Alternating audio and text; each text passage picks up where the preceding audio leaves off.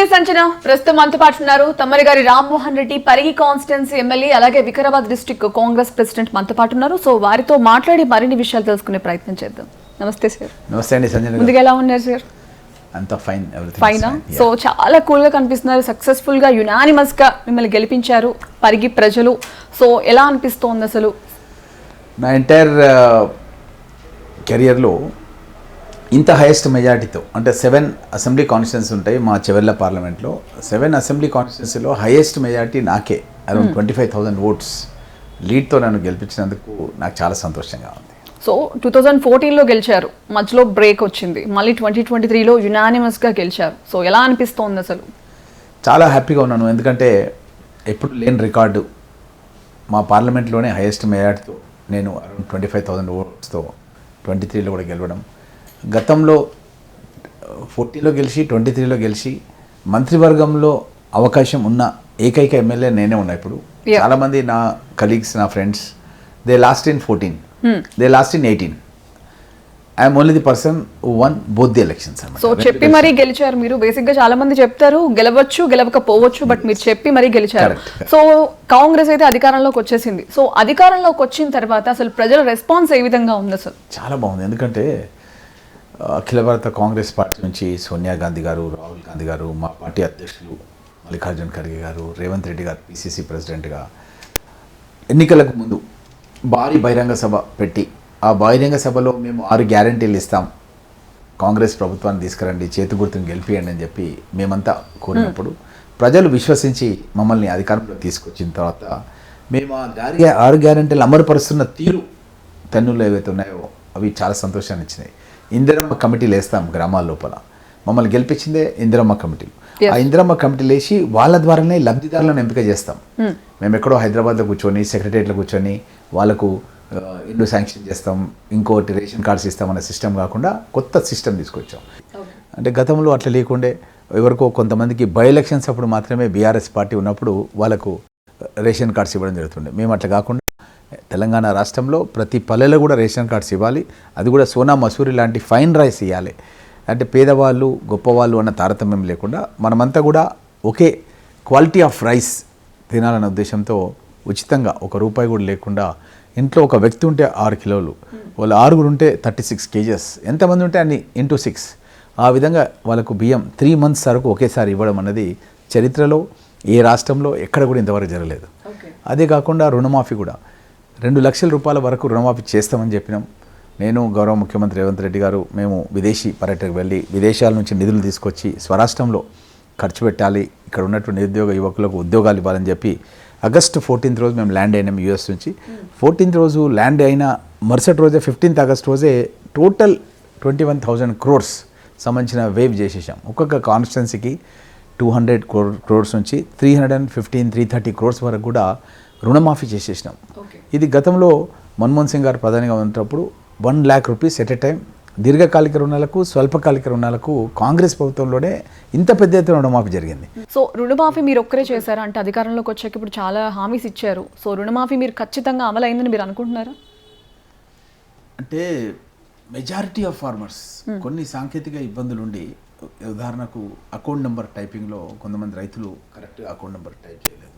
బ్యాంకులు మాకు డాటా ఇవ్వాలి ప్రభుత్వానికి, బ్యాంకులు ఇచ్చేటప్పుడు సమగ్రమైనటువంటి సమాచారం రైతాంగం గురించి ఇవ్వలేదు. ఈ విధంగా కొన్ని సాంకేతిక కారణాల మూలంగా అక్కడక్కడ జరగని మాట వాస్తవం. బట్ నేనేమంటానంటే న్యాచురల్ జస్టిస్. గత ప్రభుత్వంలో బీఆర్ఎస్ గవర్నమెంట్లో నేను శాసనసభలో మాట్లాడుతూ హరీష్ రావుతో చెప్పినాను, మీ నియోజకవర్గం సిద్దిపేట కంటే, కేసీఆర్ గారి నియోజకవర్గం గజ్వేల్ కంటే, సిరిసిల్ల కేటీఆర్ నియోజకవర్గం కంటే మా ప్రభుత్వంలో రేవంత్ రెడ్డి గారు ముఖ్యమంత్రి అయిన తర్వాత తుమ్మల నాగేశ్వరరావు గారు అగ్రికల్చర్ మినిస్టర్గా మేము ఎక్కువ రుణమాఫీ చేశాము అనేది నేను అఫీషియల్ డాక్యుమెంట్స్ గవర్నమెంట్తో తీసుకొని మాట్లాడి నేను పరిగి ఎమ్మెల్యేకి రాజీనామా చేస్తా, ఒకవేళ నేను మాట్లాడింది అవాస్తవం అయితే. మీరు మాట్లాడేది ఒకవేళ నన్ను ఛాలెంజ్ చేయాలంటే మీరు మాట్లాడండి అని అడిగాను. హరీష్ రావు గారు శాసనసభలో ఉండి మాట్లాడలేదు.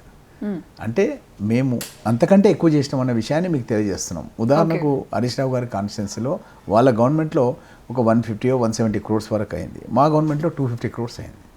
ఆ విధంగా కాంగ్రెస్ గవర్నమెంట్లోనే వాళ్ళకంటే ఒక 100 కోట్లు ఎక్కువ చేసినాం ఒక్కొక్క కాన్స్టిట్యున్సీకి. అది పెద్ద ఇంపాక్ట్ కదండి, దానికంటే వాళ్ళకంటే మేము ఎక్కువ చేసినాం కదా. సో బేసిక్ ఇప్పుడు మీరు చెప్పింది కాయిన్కి ఒక సైడ్ వర్షన్, ఇప్పుడు కాయిన్కి ఇంకో సైడ్ వర్షన్ చూసుకున్నట్టయితే ఇప్పుడు ఏదైతే మీరు 6 హామీలు ఇచ్చారు, సో 6 హామీలు అమలు అయ్యాయి అన్ని చోట్ల మీరు అనుకుంటున్నారా? 6 హామీల్లో మెజారిటీ హామీలు దట్టు 18 months పీరియడ్లో, దిస్ ఓన్లీ 18 months పీరియడ్ మేము వచ్చింది. 5 years పీరియడ్ మ్యాండేట్ మాకు ఇచ్చారు ప్రజలు. వాళ్ళు 10 years మ్యాండేట్ ప్రజలు ఇచ్చారు వాళ్ళకు. 10 yearsలో వాళ్ళు చేసిన దానికంటే 18 monthsలో మేము చేసింది ఎన్నో రెట్లు అంతకంటే ఎక్కువ ఉంది. ఒకసారి ఉదాహరణకు చూసుకోండి, వాళ్ళు ఏం చెప్పారు, డబల్ బెడ్రూమ్ ఇండ్లు కట్టిస్తామని చెప్పారు. మా పరిగి కాన్స్టిట్యున్సీ తీసుకోండి, వికారాబాద్ జిల్లా తీసుకోండి, ఏ జిల్లా తీసుకోండి, అసలు డబుల్ బెడ్రూమ్ ఇల్లే కట్టలేదు. మేము గతంలో ఇందిరమ్మ ఇండ్లు కట్టించినాం.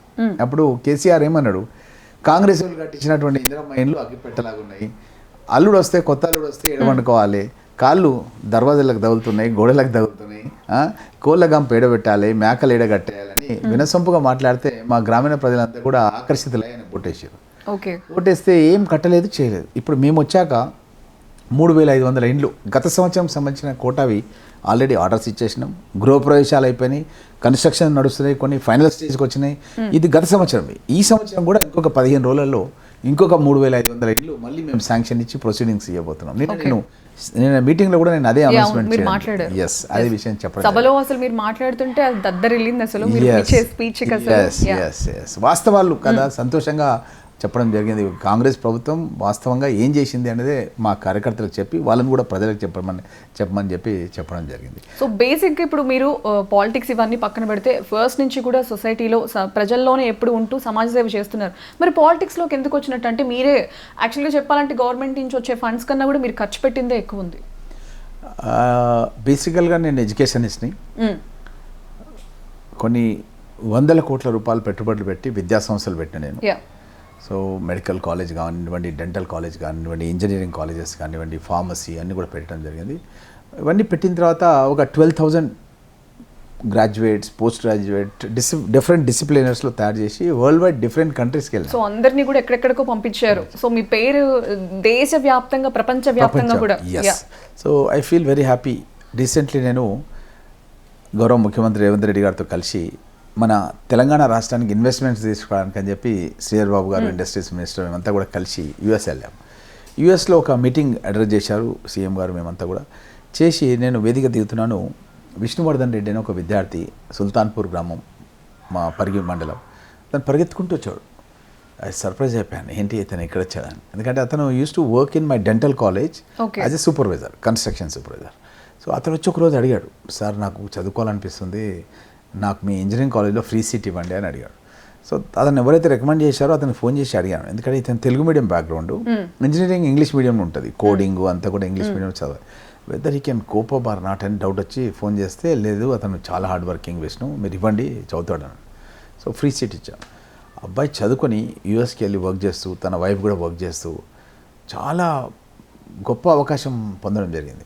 అలాంటి వాళ్ళు చాలామంది ఉన్నారు. ఈ మధ్యకాలంలో నేను సంగారెడ్డి జిల్లాకి అబ్జర్వర్గా ఉన్నాను. ఈ మధ్య నిర్మలా జగ్గారెడ్డి గారు మేము కలిసి, ఆమె జిల్లా అధ్యక్షురాలు, మేము మీటింగ్స్ పెట్టడానికన్నా అక్కడికి వెళ్ళినప్పుడు సడన్గా చాలామంది పేరెంట్స్ వచ్చి నాకు నమస్తే పెడుతున్నారు.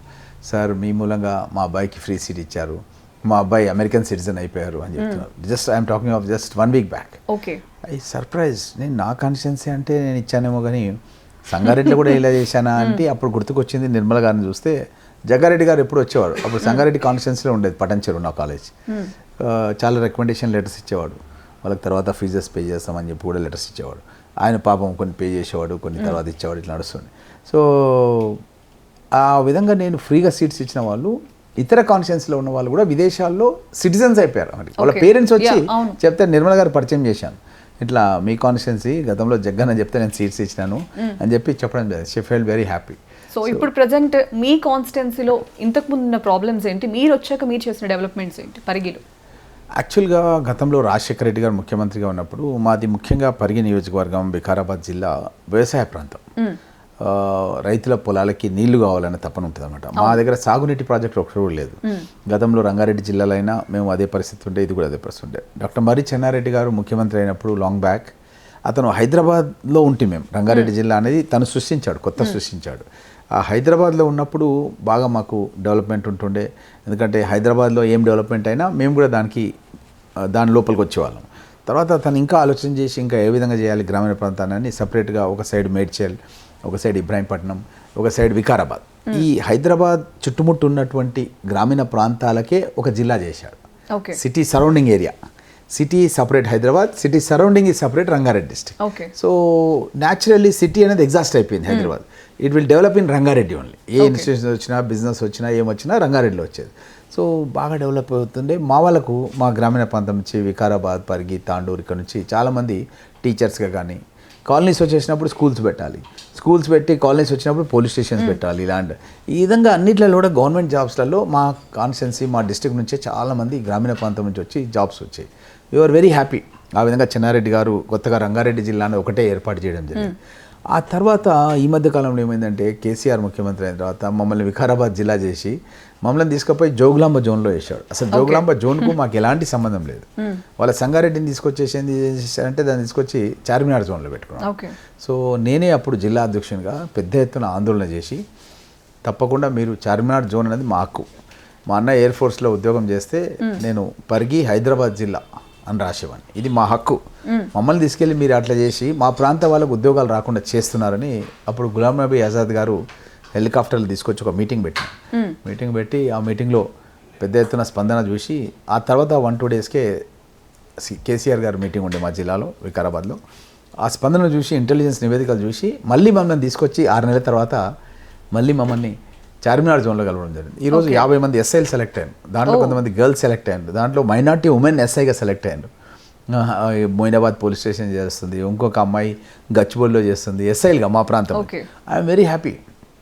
మా వాళ్ళకు కొంతమందికి 50 మందికి జాబ్స్ రాకుండా పోతుండే, వచ్చేటట్టు చేసినాను. ఇంకా భవిష్యత్తులో కూడా వస్తుంటాయి. అవి టీచర్స్ కావచ్చు. నిరుద్యోగ సమస్య అయితే కొంతవరకు నిర్మూలించారు. ఇప్పుడైతే 60,000 ఉద్యోగాలను గౌరవ ముఖ్యమంత్రి రేవంత్ రెడ్డి గారు తను ముఖ్యమంత్రి అయిన తర్వాత లాల్ బహదూర్ స్టేడియంలో మా ద్వారానే ఎమ్మెల్యే ద్వారానే మా కాన్స్టిట్యున్సీ వాళ్ళకి అపాయింట్మెంట్ ఆర్డర్స్ ఇచ్చినాం. So I'm very happy. ఈ విధంగా నీళ్లు, నిధులు, నియామకాల గురించే తెలంగాణ రాష్ట్రాన్ని సోనియా గాంధీ గారు ఇస్తే దాంట్లో మేము భాగస్వామ్యమైన అన్న ఉద్దేశంతో హ్యాపీగా ఉంది. అప్పుడు రాజశేఖర రెడ్డి గారు కూడా నేను అడిగి రాజశేఖర రెడ్డి గారిని ప్రాణహిత చెవెల వరకే ఉంటే దాన్ని పరిగి వికారాబాద్ తాండూరు వరకు పొడిగించాలని వికారాబాద్లో జరిగిన బ్లాక్ గ్రౌండ్స్లో నేను అడిగి శాంక్షన్ చేయించుకున్నాను. ఆ ప్రాజెక్ట్ లేకుండే అడిగి శాంక్షన్ చేయించుకున్నాను. దాని పనులు కూడా టెండర్స్ అయిపోయినాయి, అవార్డు అయిపోయినాయి, వర్క్స్ కూడా చందిప్ప అని శంకర్పల్లి దగ్గర వర్క్స్ కూడా జరుగుతున్నాయి. అలాంటిది కేసీఆర్ ముఖ్యమంత్రి కాగానే అది రద్దు చేసేసిండు. కొండపోచమ్మ రిజర్వాయర్ అని దాన్ని తరలించేసిండు వేరే ప్రాంతానికి. ఈ విధంగా మా ప్రాంతానికి తీరని అన్యాయం ఎవరు చేశారంటే బీఆర్ఎస్ ప్రభుత్వంలో ఉన్న కేసీఆర్, హరీష్ రావు, కేటీఆర్, అదేవిధంగా అప్పటి శాసనసభ్యులు మా ప్రాంత అభివృద్ధి గురించి ఏమాత్రం డెవలప్మెంట్స్ అనేవి ఏం పట్టించుకోలేదు. అదేళ్ళల్లో అసలు వాళ్ళు ఏమీ చేయలేదు. నేను గతంలో శాంక్షన్ చేసినవి కూడా రద్దు చేశారు. మా ప్రాంత ప్రాథమిక హక్కులను కూడా రద్దు చేశారు. సో మా ప్రాంతం యొక్క హక్కులను మీరు తిరిగి అధికారంలోకి వచ్చాక వాటన్నిటిని సాధించుకుంటున్నాను ఆల్రెడీ. దానికి సంబంధించిన ఇరిగేషన్ సంబంధించింది పాలమూరు రంగారెడ్డి లిఫ్ట్ ఇరిగేషన్లో భాగంగా కొందుర్గు, పరిగి, లక్ష్మీదేవిపల్లి. కొందుర్గు అనేది షాద్నగర్ కాన్స్టిట్యున్సీలో ఉంటుంది. పరిగి మండలంలోనే సైదుపల్లి పక్కన బార్డర్ లోపల భూసేకరణ చేసి 2.8 TMC రిజర్వాయర్ని పరిగి కాన్స్టిట్యున్సీలో కట్టడానికి అని చెప్పి మొన్న జరిగిన శాసనసభ సమావేశాల్లో గవర్నర్ గారి ప్రసంగంలో ఆ మాటలు వచ్చే విధంగా నేను ప్రభుత్వం దృష్టికి తీసుకురావడం జరిగింది. ఏ విధంగా తీసుకురావడం జరిగిందంటే గతంలో మేము ప్రతిపక్షంలో ఉన్నప్పుడు అప్పటి పిసిసి అధ్యక్షులు ఉత్తమ్ కుమార్ రెడ్డి గారు కానీ, అదేవిధంగా బట్టి విక్రమార్క గారు పాదయాత్ర దూరంగా ఆదిలాబాద్ నుంచి అతను ఖమ్మం జిల్లా మన ఖమ్మం వరకు కూడా పాదయాత్ర పెడితే ఈ యొక్క ప్రాజెక్ట్ సైట్ ఎక్కడైతే ప్రతిపాదితం చేస్తున్నామో అక్కడ ఒక మీటింగ్ పెట్టించిన రేవంత్ రెడ్డి గారిని కూడా తీసుకొచ్చి ఈ పాదయాత్ర లోపల, ఈ ప్రోగ్రామ్స్లలో, ఈ ఎడ్యుకేషన్స్లలో ఆ యొక్క సభాస్థలం దగ్గర మీటింగ్లలో పార్టిసిపేట్ చేయడం జరిగింది. సో ఈ విధంగా ముఖ్యమంత్రిని, ఇరిగేషన్ మినిస్టర్ని, ఫైనాన్స్ మినిస్టర్ని, డిప్యూటీ సీఎంని అందరినీ కూడా గతంలో ప్రతిపక్షంలో ఉండి ఈ ప్రాజెక్టు యొక్క అవసరం, రైతాంగం యొక్క అవసరం గురించి ఆ రోజు నేను పోరాటం వీళ్ళని కూడా ఆ ఇంపాక్ట్ ఎలా ఉందంటే ఇప్పుడు నేను ఎమ్మెల్యే అయిన తర్వాత కూడా ప్రభుత్వం వచ్చిన తర్వాత ఎప్పటికప్పుడు నేను వెళ్ళి ఒక రిక్వెస్ట్ లెటర్ ఇచ్చేవాడిని. గతంలో మీరు వచ్చారు, మేము చెప్పాము మా ప్రాంతానికి ఈ ప్రాజెక్ట్ ఇవ్వాలి, మా ప్రాంతంలో రైతులు ఉన్నారు. ఆ ప్రభుత్వం బీఆర్ఎస్ ప్రభుత్వం ఒక్కొక్క నియోజకవర్గానికి 1,00,000 ఎకరాలకు సాగునీరు ఇస్తామని అబద్ధాల ప్రచారం చేసుకొని గెలిచిండ్రు. మనం తప్పకుండా సాగునీరు ఇవ్వాలి రైతాంగానికంటే మా యొక్క ముఖ్యమంత్రి గారు రేవంత్ రెడ్డి గారు, ఉప ముఖ్యమంత్రి గారు బట్టి విక్రమార్ గారు, ఇరిగేషన్ మినిస్టర్ గారు ఉత్తమ్ కుమార్ రెడ్డి గారు అంతా కూడా శాంక్షన్ చేసి మొన్న ఆల్రెడీ గవర్నర్ ప్రసంగంలో చెప్పినాం. తొందరలోనే భూసేకరణ చేసి అక్కడ ఇరిగేషన్ ప్రాజెక్ట్ పెద్దది కడతాం. పరిగి పక్కనే కట్టి మా ప్రాంతంలో వికారాబాద్ కానీ, పరిగి కానీ తాండూరు కానీ అన్ని కాన్స్టిట్యున్సీస్కి కొడంగల్కి అన్నిటి కూడా సాగునీరు మా ప్రాంతం నుంచి పోయే విధంగా నేను కృషి చేయడం జరుగుతుంది. ఓకే, అది కాలువలు అనేది తీసుకొస్తే ఒక ప్రాబ్లం ఏంటంటే రైతులు సాధారణంగా ఏం చేస్తారంటే కాలువల్లో పైపులు వేసి మోటార్లు ఫిట్ చేసుకొని డైరెక్ట్గా వాడేస్తుంటారు. అయితే అట్లా వాడితే కనుక మనం టేల్ ఎండ్లో ఉన్నాం, లాస్ట్కి ఉన్నాం అనమాట. పరిగి మనకు వస్తాయో నీళ్ళు కూడా రావో కూడా తెలియదు. కాబట్టి రిజర్వాయర్ మన దగ్గర ఉందనుకోండి, మనం స్టాక్ చేసి పెట్టుకుంటాం, మన అవసరాలకు తగ్గట్టుగా వాడుకుంటాం. అందుగురించే ఈ రిజర్వాయర్ను నేను ఆల్రెడీ శాంక్షన్ చేయించుకోవడం జరిగింది. దాదాపు 7,000 కోట్ల రూపాయలు ఖర్చు అవుతాయి. తప్పకుండా దీన్ని పూర్తి చేపిస్తాను. ప్రతి కాన్స్టిట్యున్సీకి మా జిల్లాలో ఉన్న అన్ని నియోజకవర్గాలకు ఇంక్లూడింగ్ చేవెళ్ళకు కూడా 1,00,000 ఎకరాలకు సాగునీరు ఇవ్వాలని సంకల్పం పెట్టుకోవడం జరిగింది. ఓకే, సో ఇవన్నీ పక్కన పెడితే ఏ ప్రభుత్వం అయినా సరే అధికారంలోకి వచ్చే ముందు చాలా మాటలు చెప్తారు. సో వచ్చిన తర్వాత ప్రజల పాలన పక్కన పెట్టి గత ప్రభుత్వం ఏదైతే తప్పులు చేసిందో వాటి మీదే కాన్సన్ట్రేట్ చేసి టైం అంతా వేస్ట్ చేస్తున్నారు అని చెప్పేసి కూడా కొన్ని కామెంట్స్ ఉన్నాయి. సో దీని మీద మీరేమంటారు? అసలు గత ప్రభుత్వం మనం డిస్కస్ చేసినట్టుగా వాళ్ళు 3 ఎకరాల భూమి ఇస్తామన్నారు దళితులందరికీ. మీకు తెలుసు, దళిత బంధు కూడా ప్రతి దళితునికి ఇస్తామని చెప్పి అన్నారు. 2 బెడ్రూమ్స్ ఇండ్లు కట్టిస్తామని చెప్పిండ్రు. రుణమాఫీ చేస్తామని చెప్పిండ్రు. దానికి చారానా అని పావులలాగా ఇచ్చిండ్రు. ఒక పావుల మర్చిపోయినరు. ఆ పావుల ఇచ్చింది ఏదైతే ఉందో అది వడ్డీకే పోయింది. అసలు మాఫీ కాలేదు. సో ఈ విధంగా వాళ్ళలాగా కాకుండా ఒక గ్యారంటీ ఇవ్వాలి. మనము మన ఇందిరమ్మ కమిటీ ద్వారా లబ్ధిదారులను ఎంపిక చేయాలి, వాళ్ళని భాగస్వామ్యం చేయాలి. ఆ విధంగా ఒకటి 8 లక్షల కోట్ల రూపాయలు అప్పుతో కూడుకున్నటువంటి తెలంగాణ రాష్ట్రాన్ని వారసత్వంగా కేసీఆర్ రేవంత్ రెడ్డి గారికి అప్పచెప్పాడు. మేము గతం లోపల 16,000 కోట్ల రూపాయలతో సర్ప్లస్ స్టేట్ని మేము మన కేసీఆర్ గారికి ఇస్తే ఇప్పుడేమో అప్పుల కుప్పలతో కూడుకున్నటువంటి రాష్ట్రాన్ని ఇచ్చాడు. ఇప్పుడు బేసిక్గా అప్పుల కుప్ప అన్నారు. అప్పుల కుప్ప అన్నప్పుడు అప్పుల్లోంచి మీరు డెవలప్మెంట్స్ ఎలా చేస్తున్నారు? అసలు ప్రజలకు అన్ని పథకాలన్నీ అందుతున్నాయని మీరు అనుకుంటున్నారు? అయితే అప్పుల కుప్ప అని మీకు తెలియదా అని కూడా కొంతమంది అంటుంటారు మీలాగా. అయితే గతంలో ఉన్న కేసీఆర్ ప్రభుత్వం ఏం చేసిందంటే చాలా నల్లజీవోలు ఇచ్చింది. నల్లజీవోలు అంటే ఏంటంటే ఓపెన్గా వెబ్సైట్లో పెట్టరు. సోనియా గాంధీ గారు ఏం చేసిందంటే మన్మోహన్ సింగ్ గారు ప్రధానమంత్రిగా ఉన్నప్పుడు రైట్ టు ఇన్ఫర్మేషన్ యాక్ట్ తీసుకొచ్చింది. మనకి ఏదైనా ఇన్ఫర్మేషన్ గవర్నమెంట్ నుంచి జీవోలు కానీ డబ్బులు కానీ ఖర్చు అవుతుంటే దాన్ని మనం ఆర్టీఐ కింద అప్లై చేస్తే ఎవరైనా సరే any citizen they'll get it. మేము తీసుకొచ్చాం. అలాంటి డెమోక్రటిక్ రిఫార్మ్స్ తీసుకొచ్చాం కాంగ్రెస్ గవర్నమెంట్. ఈ బీఆర్ఎస్ వాళ్ళు ఏం చేశారంటే చాలా జీవోలు బ్లాక్ చేసేసారు. అంటే జీవో అమలవుతుంటుంది కానీ కనబడదు, అడిగితే ఎవరెవరు. అలాంటి అనైతికమైనటువంటి పనులు చాలా వాళ్ళు చేసి ఈరోజు ఘోష్ కమిటీ విచారణ కేసీఆర్ ఎదుర్కొంటున్నాడు, హరీష్ రావు ఎదుర్కొంటున్నాడు. ఈ విధంగా ఎంతోమంది ఈ విధంగా వాళ్ళు తప్పుల తడకల మీద వాళ్ళు ప్రభుత్వంలో పాలన చేశారు కాబట్టి ఈరోజు వాళ్ళన్నీ కూడా ఇబ్బంది పడుతున్నారు. మేము అలాంటి ఇష్యూస్ కాకుండా మేము ఒక పాజిటివ్ దృక్పథంతో ప్రజల దగ్గర నుంచే ప్రతిపాదనలు తీసుకోవాలి. ప్రజలు ఏం చెప్తే అది చేయాలి. ఇది ప్రజాప్రభుత్వం. ఆ విధంగా మేము ముందుకెళ్తున్నాం. మేము చెప్పినవన్నీ కూడా తూచ తప్పకుండా పాటిస్తున్నాం. ఈ 8 లక్షల కోట్ల రూపాయల అప్పుకి ముఖ్యమంత్రి రేవంత్ రెడ్డి గారు బట్టి విక్రమార్క గారు కలిసి 1,60,000 కోట్ల రూపాయలు మళ్ళీ అప్పులు తీసుకొచ్చి వాళ్ళు చేసిన అప్పులకి ఇన్స్టాల్మెంట్స్ పే చేయడం, ఇంట్రెస్ట్ పే చేయడం, ఇవన్నీ కూడా కాంగ్రెస్ గవర్నమెంట్ 1.6 lakh crore తీసుకొచ్చి పే చేయడం జరుగుతుంది. కాబట్టి ఇంటి ఇబ్బందుల మూలంగా కొన్ని మేము చేస్తున్నటువంటి దానిలో కొన్ని అక్కడిక్కడ కొంత ఆలస్యం కావచ్చు, కానీ వెనకపోవడం లేదు. సో బేసిక్గా వెనక్కి వెళ్ళట్లేదు, ఆలస్యం అవుతోంది. సో పథకాలు ఏదైతే మీరు చెప్పారో ఇచ్చిన హామీలు నెరవేర్చడానికి ఈ అప్పులు పే చేయడం వల్లే సగం టైం అయిపోతుంది. మళ్ళీ తిరిగి గత ప్రభుత్వంలో అధికారులు ఎవరైతే అవినీతికి పాల్పడారో వారి మీద కేసులు కావచ్చు, కైండ్ ఆఫ్ డైవర్షన్ పాలిటిక్సే ఎక్కువ నడుస్తున్నాయని అంటున్నారు. మీరేమంటారు? ఇప్పుడు ఒకసారి ఎంక్వైరీ జరుగుతుంటుంది. ఎంక్వైరీ జరుగుతున్నప్పుడు డైవర్షన్ అనడానికి వీల్లేదు. ఎగ్జాంపుల్, వాళ్ళు బీఆర్ఎస్ గవర్నమెంట్ లోపల టెలిఫోన్ ట్యాపింగ్ చేశారు. టెలిఫోన్ ట్యాపింగ్ అన్నది ఏ విధంగా చేశారంటే నక్సలైట్ల పైన టెలిఫోన్ ట్యాపింగ్ చేస్తున్నామన్న నెపంతో కేంద్ర ప్రభుత్వానికి రిక్వెస్ట్ చేసి నక్సలైట్లు కాకుండా వ్యాపారవేత్తలని, అపోజిషన్ పార్టీ లీడర్స్ని, యాక్టర్స్ని, సెలబ్రిటీస్ని ఈ విధంగా వారికి ఎవరు ఇబ్బందికరంగా భావిస్తారో వాళ్ళందరూ కూడా ట్యాప్ చేయడం జరిగింది. ఈరోజు మనం చూస్తున్నాం. అందుగురించే మేము 18లో అధికారంలోకి రాలేకపోయాం. అయినా సరే రేవంత్ రెడ్డి గారు పల్లెలో ఉన్నటువంటి యువకులను, కాంగ్రెస్ పార్టీ కార్యకర్తలను చైతన్యం తీసుకొచ్చి ఈ యొక్క గడిల పాలనకు స్వస్తి చెప్పడం జరిగింది.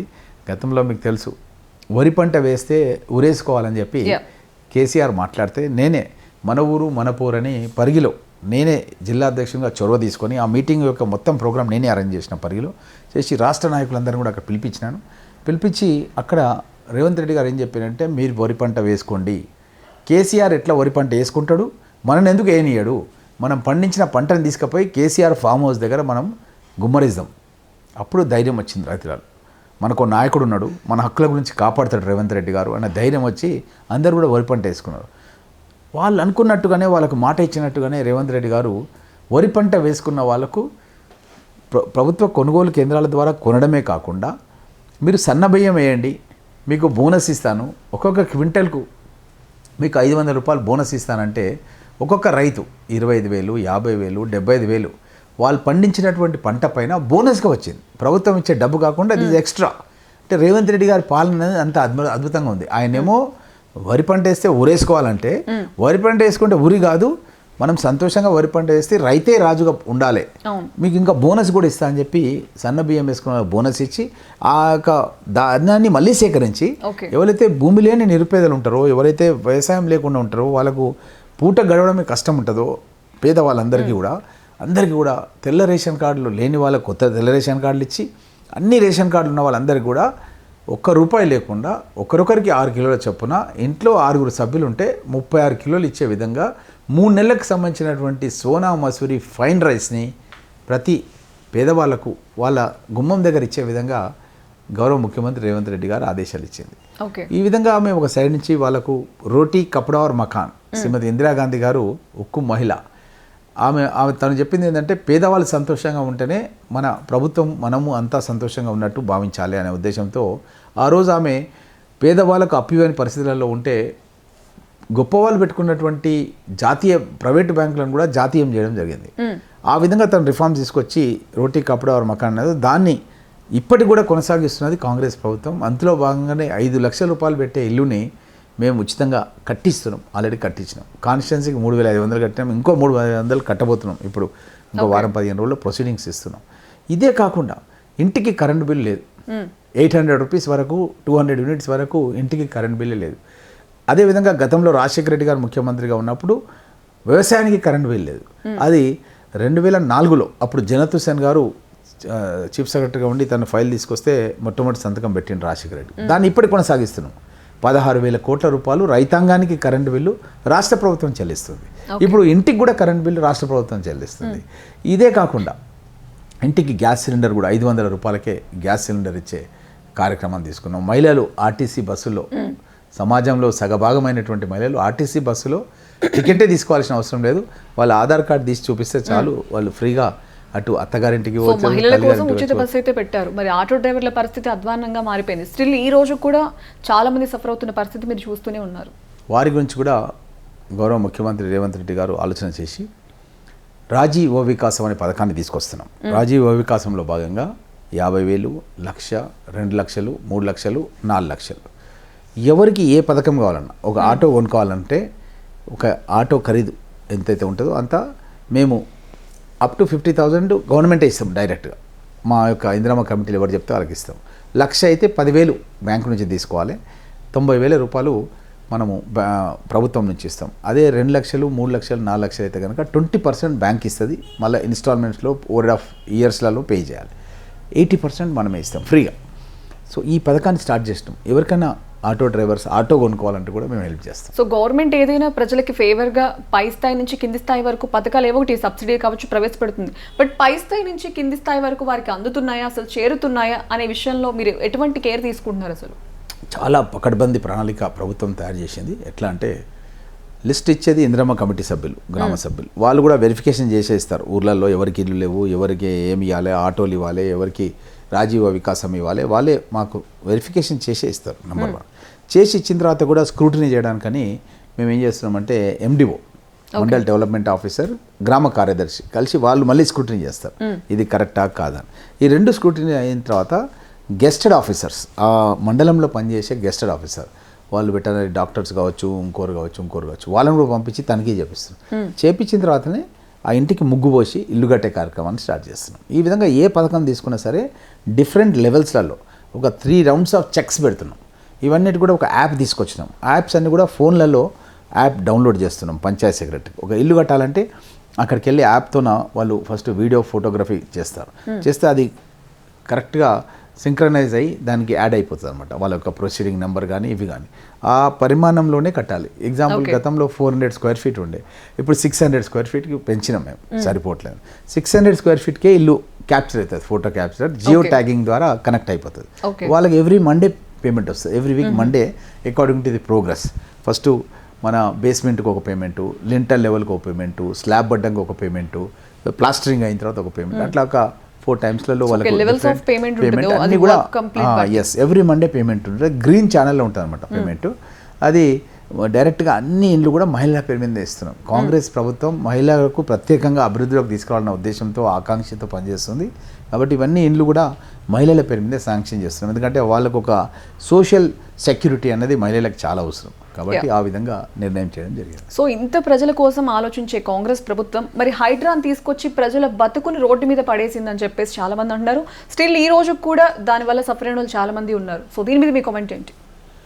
హైడ్రా అనేది గౌరవ ముఖ్యమంత్రి రేవంత్ రెడ్డి గారు ఒక సదుద్దేశంతో లాంగ్ టర్మ్ ప్లానింగ్ చూసి చేయడం జరిగింది. ఏమవుతుందంటే చాలామంది పేదవాళ్ళు ఎవరైతే మైగ్రేట్ అవుతారో హైదరాబాద్కి డిఫరెంట్ డిస్ట్రిక్ట్స్ నుంచి, వాళ్ళు ఎక్కడో నాలల మీదో ఎక్కడనో వాళ్ళు చిన్న చిన్న ఇండ్లు కట్టుకొని ఉంటుంటారు.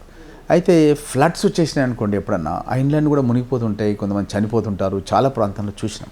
సో గవర్నమెంట్ ఏంటంటే ప్రతి ఒక్కరికి ఇల్లు కట్టియాలి, వాళ్ళని సెక్యూర్గా చేయాలి, వాళ్ళ పిల్లలు చదువుకోవడానికి అని చెప్పి యంగ్ ఇండియా ఇంటిగ్రేటెడ్ స్కూల్స్ అని కట్టి ఒక 200 కోట్లతో ప్రతి కాన్స్టిట్యున్సీలో కట్టి వాళ్ళకు ఫ్రీగా స్కూల్లో సీట్స్ ఇవ్వాలి, వాళ్ళకి హౌసింగ్ ఇవ్వాలి, ఫ్రీగా సీట్స్ ఇవ్వాలి, వాళ్ళకి రేషన్ ఫ్రీగా ఇవ్వాలి, కరెంటు ఫ్రీగా ఇవ్వాలి. ఈ విధంగా ఎన్నో పథకాలు వాళ్ళ పిల్లలకు ఏదైనా వాళ్ళ పేరెంట్స్ కానీ వాళ్ళకి కానీ రాజ్య వికాసం కింద స్వయం ఉపాధి పథకాలు ఏ ప్రాజెక్ట్ అప్లై చేసినా అప్ టు 4 lakhs వాళ్ళకి ఇవ్వాలి. ఇలాంటి ప్రణాళికలు మన దగ్గర ఉన్నప్పుడు సడన్గా ఫ్లడ్స్ వచ్చేసి ఆ ఇండ్లన్నీ కూలిపోయి వాళ్ళు కొట్టుకుపోయి చనిపోతే వాళ్ళ వంశం ఏమైపోవాలి, వాళ్ళేమైపోవాలి, వాళ్ళ పిల్లల బతుకులు ఏమైపోవాలి. కాబట్టి రేవంత్ రెడ్డి గారు దార్శనికుడుగా లాంగ్ టర్మ్ ప్లానింగ్గా వీళ్ళందరినీ కూడా రిహాబిలిటేట్ చేసి వేరే ప్రాంతం లోపల అక్కడ వాళ్ళకు మంచి ఇండ్లు కట్టించి అక్కడ మంచి స్కూల్స్ పెట్టి అక్కడ వీళ్ళకి స్కూల్స్లలో ఫ్రీగా చదువుకునే పెట్టి ఆ చదివేటప్పుడు కూడా వాళ్ళకు డైట్ ఛార్జెస్ కానీ మెస్ ఛార్జెస్ కానీ అన్నీ కూడా వాళ్ళకి మంచిగా పెంచి మంచి న్యూట్రిషియస్ పౌష్టిక ఆహారం కూడా వాళ్ళకి ఇచ్చి మంచి విద్యా బోధనలు చెప్పి మళ్ళీ ప్రయోజకులు కావడానికి స్కిల్ యూనివర్సిటీ అని ఏర్పాటు చేసి, ఎందుకంటే గత ప్రభుత్వం లోపల ఇంజనీర్ పాస్ అయినారు కానీ స్కిల్స్ లేక జాబ్స్ ఇవ్వట్లేదు. దానికి మహేంద్ర అండ్ మహేంద్ర కంపెనీకి సంబంధించిన మహేంద్ర గారినే దానికి చైర్మన్గా పెట్టి స్కిల్ యూనివర్సిటీకి ఈ విధంగా విదేశాలకు వెళ్ళి విదేశీ కంపెనీలు తీసుకొచ్చి స్వరాష్ట్రానికి ఆ కంపెనీల ద్వారా లక్షలాది మందికి నిరుద్యోగ యువకులకు ఉద్యోగాలు ఇచ్చే విధంగా ఈ విధంగా ఒక జాబ్ క్యాలెండర్ కూడా మేము అసెంబ్లీలో అనౌన్స్ చేసి గ్రూప్ 1 సర్వీసెస్ కూడా పెద్ద ఎత్తున మేము రిక్రూట్మెంట్ చేయడానికి ఫైనల్ స్టేజ్ వరకు చేరుకున్నాం. గత 10 సంవత్సరాల గ్రూప్ 1 ఆఫీసర్కి అసలు వాళ్ళ ఎగ్జామే కండక్ట్ సక్సెస్ఫుల్గా చేయలేకపోయారు. మేము ఉద్యోగాలు ఇచ్చి ఈ ఉద్యోగాలు ఇచ్చే గ్రూప్ 1 ఆఫీసర్స్ని భవిష్యత్తులో ఐఏఎస్ కన్ఫర్డ్ కూడా అయ్యే అవకాశాలు ఉన్నాయి. ఆ స్థాయి లోపల రేవంత్ రెడ్డి గారు నిరంతరం రోజుకు 18 గంటలు కష్టపడి పనిచేయడం అనేది మనం చూస్తున్నాం. సో ఇది హైడ్రాన్ పక్కన పెట్టేస్తే మూసీ పరివాహక ప్రాంతాల దగ్గర కూడా వెళ్ళారు. అక్కడ కూడా చాలా మంది స్లమ్స్లో చాలా మంది స్టిల్ ఈ రోజుకి కూడా సఫర్ అవుతున్నారు. మరి వారి కోసం ఎటువంటి చర్యలు తీసుకున్నారు? బేసిక్గా పథకాలు అయితే అమలు చేస్తామని చెప్తున్నారు, అనౌన్స్మెంట్ కూడా చేస్తున్నారు. అందులో అమలైనవి ఎన్ని అసలు? ఇప్పుడు 3,500 హౌసెస్ ఎవ్రీ ఇయర్కి ఇస్తున్నాం. మేము లాస్ట్ ఇయర్ది ఇచ్చేసినాం, పనులు జరుగుతున్నాయి, కొన్ని గృహప్రవేశాలు కూడా అయిపోయినాయి. ఈ ఇయర్ది కూడా ఇంకొక 10-15 డేస్లో ఇవ్వబోతున్నాం. Housing is concern that one. ఇంటికి కరెంట్ అనేది అందరికి ఇచ్చేసినాం. ఓకే, ఇంటి కరెంట్ అనేది 200 యూనిట్ల వరకు 800 రూపీస్ వరకు స్లాబ్ పెట్టి రాష్ట్ర వ్యాప్తంగా అమలైపోయింది. మహిళలకు ఆర్టీసీ బస్సులో ఉచిత ప్రయాణం అనేది ఆల్రెడీ మహిళలందరూ అవైల్ చేస్తున్నారు ఎక్కడ పోయినా సరే. ఎంత దీని మూలంగా లాభం ఉందంటే ఒక మహిళ ఒక హాస్పిటల్కి పోవాలనుకుంటుంది, ఆమెకి ఇబ్బంది ఉంటుంది. ఊర్లలో పరిస్థితి ఎట్లుంటుందంటే హస్బెండ్ని అడగాలి, లేదంటే వాళ్ళ పిల్లల్ని అడగాలి. వాళ్ళ హస్బెండ్ చెప్పొచ్చు వ్యవసాయం పనులేమో తర్వాత పోదు, మన పిల్లలు అనొచ్చు నేను ఇంకెక్కడికో వెళ్తున్నా అనొచ్చు.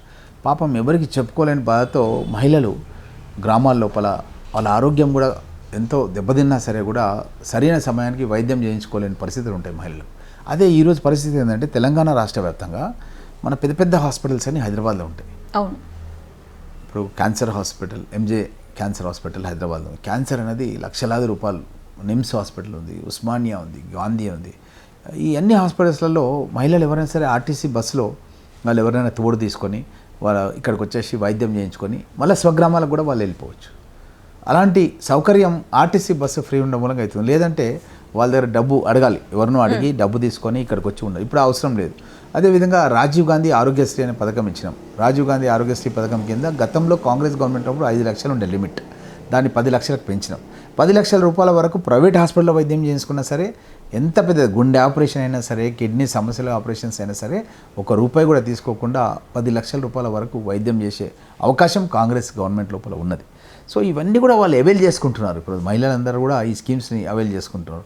అదేవిధంగా డాక్రా సంఘాల్లో ఉండే మహిళలకు వాళ్ళు కొన్ని అప్పులు చేస్తుంటారు. డాక్రా సంఘాల మహిళలు చేసినప్పుడు సడన్గా ఎవరైనా మహిళ ఆరోగ్యం బాలేక చనిపోతే ఆ కుటుంబ సభ్యుల దగ్గరకు వచ్చి మిలా సభ్యురాళ్ళంతా వచ్చి తను చనిపోయారు కాబట్టి మీరు పే చేయండి అని ఒత్తిడి తీసుకొచ్చేవాళ్ళు. గౌరవ ముఖ్యమంత్రి గారు ఏంటంటే పాపం చనిపోయి బాధలో వాళ్ళ కుటుంబ సభ్యులు ఉంటే మనం వాళ్ళని డబ్బులు అడగడం కరెక్ట్ కాదు, ఈ డబ్బులకు సంబంధించింది ప్రభుత్వమే పే చేస్తుంది అని వాళ్ళకి సంబంధించిన బాధ్యతను ప్రభుత్వం తీసుకొని ప్రభుత్వమే ఉదాహరణకు 10 లక్షలు అప్పు తీసుకున్నారు. దాంట్లో 1 లక్ష ఒక మహిళ చనిపోయింది. ఆ మహిళ ₹1,00,000 కట్టాల్సిన అవసరం లేదు, వాళ్ళ కుటుంబ సభ్యులు ప్రభుత్వమే పే చేస్తుంది 1 లక్ష. ఆ విధంగా ఒక ఇన్సూరెన్స్ ప్యాకేజ్ తీసుకోవడం జరిగింది. అదేవిధంగా ఆ మహిళ ఆ డబ్బు ₹1,00,000 ప్రభుత్వం సదరమే కాకుండా ఆ కుటుంబ సభ్యులకు కూడా ఒక 10 లక్షలు ఇవ్వాలని కూడా ప్రభుత్వం. ఓకే, సో చనిపోయిన మాకు బాధిత కుటుంబం ఎవరైతే ఉన్నారో వాళ్ళకు 10 లక్షలు, ఆ మహిళకు డాక్రా సంఘాల మహిళలకు కూడా ఒక ₹10 లక్షల వాళ్ళ కుటుంబ సభ్యురాలకి ఇవ్వాలని ఈ విధంగా ఎన్నో వినూత్నమైనటువంటి చర్యలు తీసుకొని రావడం జరిగింది. వ్యవసాయదారులకు ఒక్కొక్క ఎకరానికి 6,000 చొప్పున, 6 నెలలకు 6,000, సంవత్సరానికి ₹12,000. ఇప్పుడు ఆల్రెడీ మొన్న 9 రోజులు ₹9,000 కోట్ల అని మొన్న పెద్ద ప్రోగ్రాం చేసినాం. 9 రోజులనే ₹9,000 కోట్ల రైతులకు ఎంత పొలం ఉంటే అంతమందికి వేసినాం. చరిత్రలో ఎప్పుడు కూడా ఇంత పెద్ద ఎత్తున రైతులకు డబ్బులు ఇవ్వలేదు, ఏ గవర్నమెంట్ ఇవ్వలేదని చెప్పారు నిన్న మీరు. అదేవిధంగా మేము రాజీవ్ గాంధీ గారి స్టాచ్యూ ఉంది సెక్రటరీ ముందు, ఆ రాజీవ్ గాంధీ గారి స్టాచ్యూ ముందే మేము మీటింగ్ పెట్టుకొని ఈ అనౌన్స్మెంట్స్ అన్నీ కూడా ఆ రోజు చేయడం జరిగింది. కొంతమంది గ్రామాల లోపల భూమి లేని నిరుపేద రైతులు ఉంటారు, రైతు కూలీలుగా పనిచేస్తుంటారు ఊళ్ళల్లో. వాళ్ళు పాపం బాధపడొద్దన్న ఉద్దేశంతో వాళ్ళకు కూడా ఇందిరమ్మ ఆత్మీయ భరోసా అనే పథకాన్ని తీసుకొని ఆ పథకం కింద వాళ్ళకు కూడా సంవత్సరానికి 12,000 ఇచ్చే పథకాన్ని గతంలో ఇచ్చినాం, ఇప్పుడు కూడా ఇస్తున్నాం. సో ఆ విధంగా సంక్షేమ రంగం లోపల రైతు కూలీలు కావచ్చు, రైతులు కావచ్చు, విద్యార్థులకు ఫీజు రియంబర్స్మెంట్ ఇవ్వడం, నిరుద్యోగ యువకులకు 60,000 మందికి ఉద్యోగాలు ఇవ్వడం, ఎక్కడ కూడా మనం ఇన్ని అభివృద్ధి కార్యక్రమాలను. మొన్ననే మహారాష్ట్రకు పోయినాను, అక్కడ ఎన్నికల ప్రచారం లోపల. అక్కడ హింగోలి అని ఒక పార్లమెంట్ కాన్స్టిట్యున్సీకి నేను ఇన్ఛార్జ్గా ఉన్నాను. దాంట్లో కిన్వట్ అని మా ఆదిలాబాద్ పక్కనే ఒక కాన్స్టిట్యున్సీ ఉంటుంది. ఆ కిన్వట్కి నేను ప్రచారానికి పోయినప్పుడు అక్కడ తెలుగు మాట్లాడతారు, మన బార్డర్ కాన్స్టిట్యున్సీ తెలుగు మాట్లాడతారు. వాళ్ళు ఏమంటున్నారంటే మీరు ముఖ్యమంత్రి గారి దృష్టికి తీసుకెళ్ళి మా కిన్వట్ కాన్స్టిట్యున్సీని కూడా తెలంగాణలో కలుపుకోండి, అంత డెవలప్మెంట్ అవుతుంది, అంత డెవలప్మెంట్ ఇంత అవుతుంది. ఇన్స్పైట్ ఆఫ్ 8 లక్షల కోట్ల అప్పుతో ఇచ్చినప్పటికీ, ఇన్ కేస్ ఈ అప్పే కనుక లేకుంటే ఇంకా పెద్ద ఎత్తున గత ప్రభుత్వం లోపల 15th or 20th గవర్నమెంట్ ఎంప్లాయీస్కి శాలరీస్ ఇచ్చేవాళ్ళు, మీరు కనుక్కోండి ఎవరైనా. అంటే ఒక ప్రభుత్వ ఉద్యోగికి జీతం ఫస్ట్ రోజు ఇస్తలేదు అంటే ఆ ప్రభుత్వం యొక్క ఆర్థిక పరిస్థితి ఏ విధంగా ఉంది అన్నదానికి చిన్న ఉదాహరణ. రేవంత్ రెడ్డి గారు ముఖ్యమంత్రి అయిన తర్వాత బట్టి విక్రమార్క గారు డిప్యూటీ చీఫ్ మినిస్టర్గా, ఫైనాన్స్ మినిస్టర్గా ఉండి ఫస్ట్ రోజే అందరికీ స్టేట్ వైడ్ శాలరీస్ అని పడుతున్నాయి. ఇదే మా ప్రభుత్వం యొక్క పాలనకు పారదర్శకంగా మనం భావించాలి. సో ఇప్పుడు మీరు చెప్తున్నారు కాంగ్రెస్ గవర్నమెంట్ వచ్చి 18 months అవుతుంది. ఈ 18 monthsలో చాలా చోట్ల కాంగ్రెస్ మీద వ్యతిరేకత కూడా ఉంది. ఎక్కడి వరకు ఎందుకు మీ పార్టీలోనే చాలామంది అసంతృప్తులు ఉన్నారు. సో దీనిపై మీ కామెంట్ ఏంటి? మా యొక్క కార్యక్రమాలు మేము రాగానే ఫస్ట్ మహిళలకు ఆర్టీసీ బస్సులో ఉచిత ప్రయాణం కల్పించాం.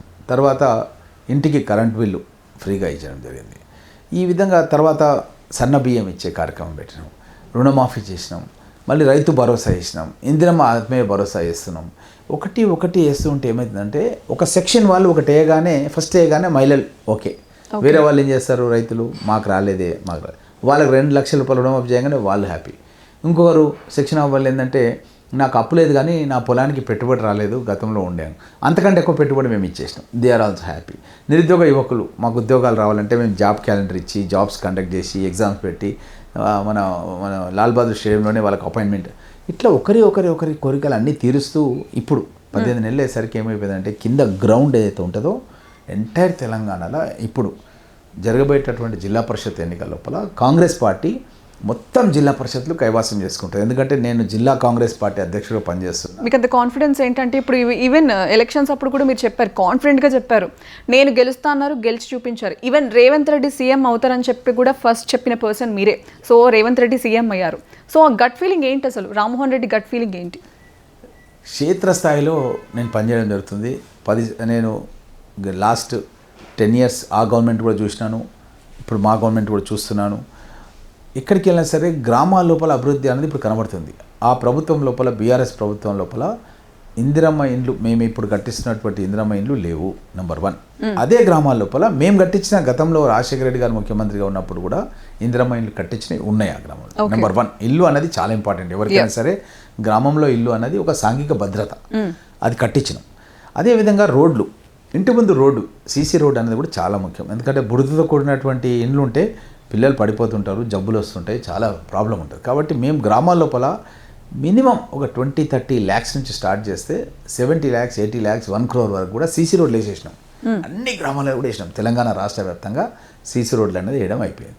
ఇక కమింగ్ టు మనకి ఇల్లు వచ్చేసింది, ఇంటి ముందు రోడ్ వచ్చేసింది.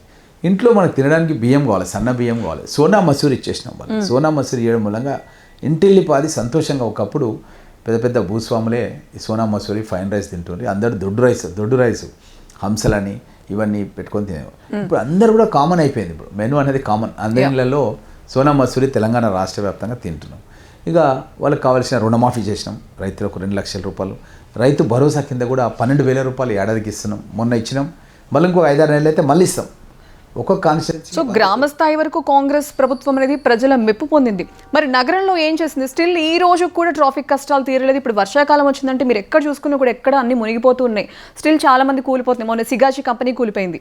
సో ఏదైతే కంపెనీస్ ఉన్నాయో వాళ్ళకి నష్టపరిహారం స్టిల్ ఈ రోజు కూడా అందట్లేదు. అంటే మాటలు అయితే చెప్తున్నారు, అనౌన్స్మెంట్స్ చేస్తున్నారు, బట్ ఏది కూడా ఆచరణ సాధ్యం కావట్లేదు అంటున్నారు. సో మీరేమంటారు? గత బీఆర్ఎస్ ప్రభుత్వంలోనే ఈ సిగాజీ కంపెనీ అయితే ఉండనో రియాక్టర్స్ పేలిని అని ఇప్పుడు దర్యాప్తు కొనసాగుతుంది. చాలామంది చనిపోయారు, చాలా బాధాకరం సంగారెడ్డి జిల్లా లోపల. అయితే ఇలాంటివి చాలా బిల్డింగ్స్ కూడా వాళ్ళు ఏకీకృతంగా ఒకే దగ్గర సెంట్రలైజ్డ్గా బిల్డింగ్స్ 30 floors 50 floors పర్మిషన్స్ ఇచ్చేశారు. అప్పుడు కేటీఆర్ వీళ్ళంతా కూడా ఉండి, వాళ్ళు మున్సిపల్ మినిస్టర్గా ఉండి అడ్డగోలుగా ఇచ్చేశారు. గౌరవ ముఖ్యమంత్రి గారు ఏంటంటే ఒక ఫ్యూచర్ సిటీ అనేది డెవలప్ చేయాలి. ఫ్యూచర్ సిటీ అనేది మహేశ్వరం, ఇబ్రాహీంపట్నం కాన్స్టిట్యున్సీలకు దగ్గరలో ఉంటుంది, సిటీకి దూరంగా ఉంటుంది. వేలాది ఎకరాల గవర్నమెంట్ ల్యాండ్స్ ఉన్నాయి అక్కడ. వరల్డ్ క్లాస్ కంపెనీస్ అన్నీ అక్కడ రావాలి. హైదరాబాద్ చుట్టుముట్టు RRR తీసుకురావాలి, రీజనల్ రింగ్ రోడ్. గతంలో ఔటర్ రింగ్ రోడ్ కూడా కాంగ్రెస్ పార్టీ రాజశేఖర రెడ్డి గారు ముఖ్యమంత్రిగా ఉన్నప్పుడే తీసుకొచ్చారు. ఈరోజు మనం ఔటర్ రింగ్ రోడ్ లేకుండా హైదరాబాద్ నగరాన్ని అసలు గుర్తించలేము. ఎంత ట్రాఫిక్ ప్రాబ్లం అవుతుండే, ఎట్లయితుండే మనం ఆలోచన చేయాలి. ఎందుకంటే ఈ యొక్క ఔటర్ రింగ్ రోడ్ మూలంగానే మనం రేడియల్ రోడ్స్ కనెక్ట్ చేసినాం. ఎక్కడి నుంచి ఎక్కడికి పోవాలన్నా సరే ట్రాఫిక్ ప్రాబ్లం లేకుండా చేసినాం. ముఖ్యమంత్రి గారు ఇంకొక అడుగు ముందుకేసి ఇప్పుడు రీజనల్ రింగ్ రోడ్స్కి ఆల్రెడీ దానికి మాస్టర్ ప్లాన్స్ అన్నీ కూడా అప్రూవల్ అవుతున్నాయి. తొందరలోనే ఈ రీజనల్ రింగ్ రోడ్స్ కూడా స్టార్ట్ అయితే ఇంకా ట్రాఫిక్ ప్రాబ్లమ్స్ అనేవి పోతాయి. సో దీనికి కూడా కేటీఆర్ ఒక కామెంట్ చేశారు, అవన్నీ మా ప్రభుత్వంలో మేము శంకుస్థాపన చేసినవి, ఇప్పుడు ఆయన రిబ్బన్ కట్ చేసి మేము చేసామని చెప్పేసి ఆయన చెప్పుకుంటున్నారని చెప్పేసి కూడా అన్నారు. అసలు రీజనల్ రింగ్ రోడ్ అనే దానికి ఎక్కడ కూడా వాళ్ళు శంకుస్థాపన చేయలేదు. ఫ్లైఓవర్స్ ఏవైతే flyovers are very small thing. ఎన్నో ఫ్లైఓవర్స్ కడుతుంటాం, ఎన్నో ఫ్లైఓవర్స్ అవసరం అవుతుంటాయి, కడుతుంటాం, అది వేరు. రీజనల్ రింగ్ రోడ్ అనేది ఒక 22,000 crores పెద్ద ఎత్తున అసలు మన నగరానికే ఒక కంఠాభరణం అంటారు కదా, అట్లాంటిది అనమాట. అట్లాంటిది మన కాంగ్రెస్ గవర్నమెంట్లోనే రేవంత్ రెడ్డి గారే దీన్ని మొత్తం కూడా ఫైనలైజ్ చేయడం జరిగింది. మా పరిగి నియోజకవర్గాన్ని గుండానే ఈ రీజనల్ రింగ్ రోడ్ పోవడానికి నేను ముఖ్యమంత్రి గారి దృష్టి కూడా తీసుకొచ్చినాను. ముఖ్యమంత్రి గారు శాంక్షన్ కూడా ఇచ్చారు. నా పరిగి నియోజకవర్గంలో మన్నెగూడ నుంచి ఒక 2 kilometers లోపలికి పరిగి రోడ్ పైనుంచి క్రాస్గా ఈ యొక్క రీజనల్ రింగ్ రోడ్ అనేది కొందుర్గు నుంచి, షాద్నగర్ కాన్స్టిట్యున్సీ కొందుర్గు నుంచి వచ్చి మా పరిగి కాన్స్టిట్యున్సీలో పూడూరు మండలం నుంచి ఇది కట్ అవుతూ మన వికారాబాద్ కాన్స్టిట్యున్సీ సిద్దులూరు మీదకి వెళ్ళిపోతుంది. సో తద్వారా నా కాన్స్టిట్యున్సీ, నా వికారాబాద్ జిల్లా ప్రజానికానికి కూడా ఎక్కడికి పోవాలన్నా సరే, రాష్ట్రంలో ఏ నియోజకవర్గాలకు పోవాలన్నా, ఏ సిటీకి పోవాలన్నా సరే హైదరాబాద్ రాకుండానే రీజనల్ రింగ్ రోడ్ మీదంగా పోవడం అవుతుంది. ఈ రీజనల్ రింగ్ రోడ్స్ కూడా అన్ని ఇంపార్టెంట్ రోడ్స్ అన్ని కూడా కనెక్ట్ చేస్తున్నాం. అదేవిధంగా ORR కూడా కనెక్ట్ చేస్తున్నాం ఔటర్ రింగ్ రోడ్కి. ఈ రీజనల్ రింగ్ రోడ్ చుట్టుముట్టు ఒక ట్రైన్ ఫెసిలిటీ కూడా, ఇంటర్నల్ ట్రైన్ అంటే ఎట్లయితే మెట్రో ఉందో మనకు అలాంటి ఒక ట్రైన్ సౌకర్యం కూడా కల్పిస్తాం. సో తద్వారా ఏంటంటే ఎవరైనా ట్రావెల్ చేయాలంటే పొల్యూషన్ లేకుండా ఈ యొక్క ట్రైన్లో కూడా వాళ్ళు ప్రయాణం చేయడానికి అవకాశం కల్పిస్తున్నాం.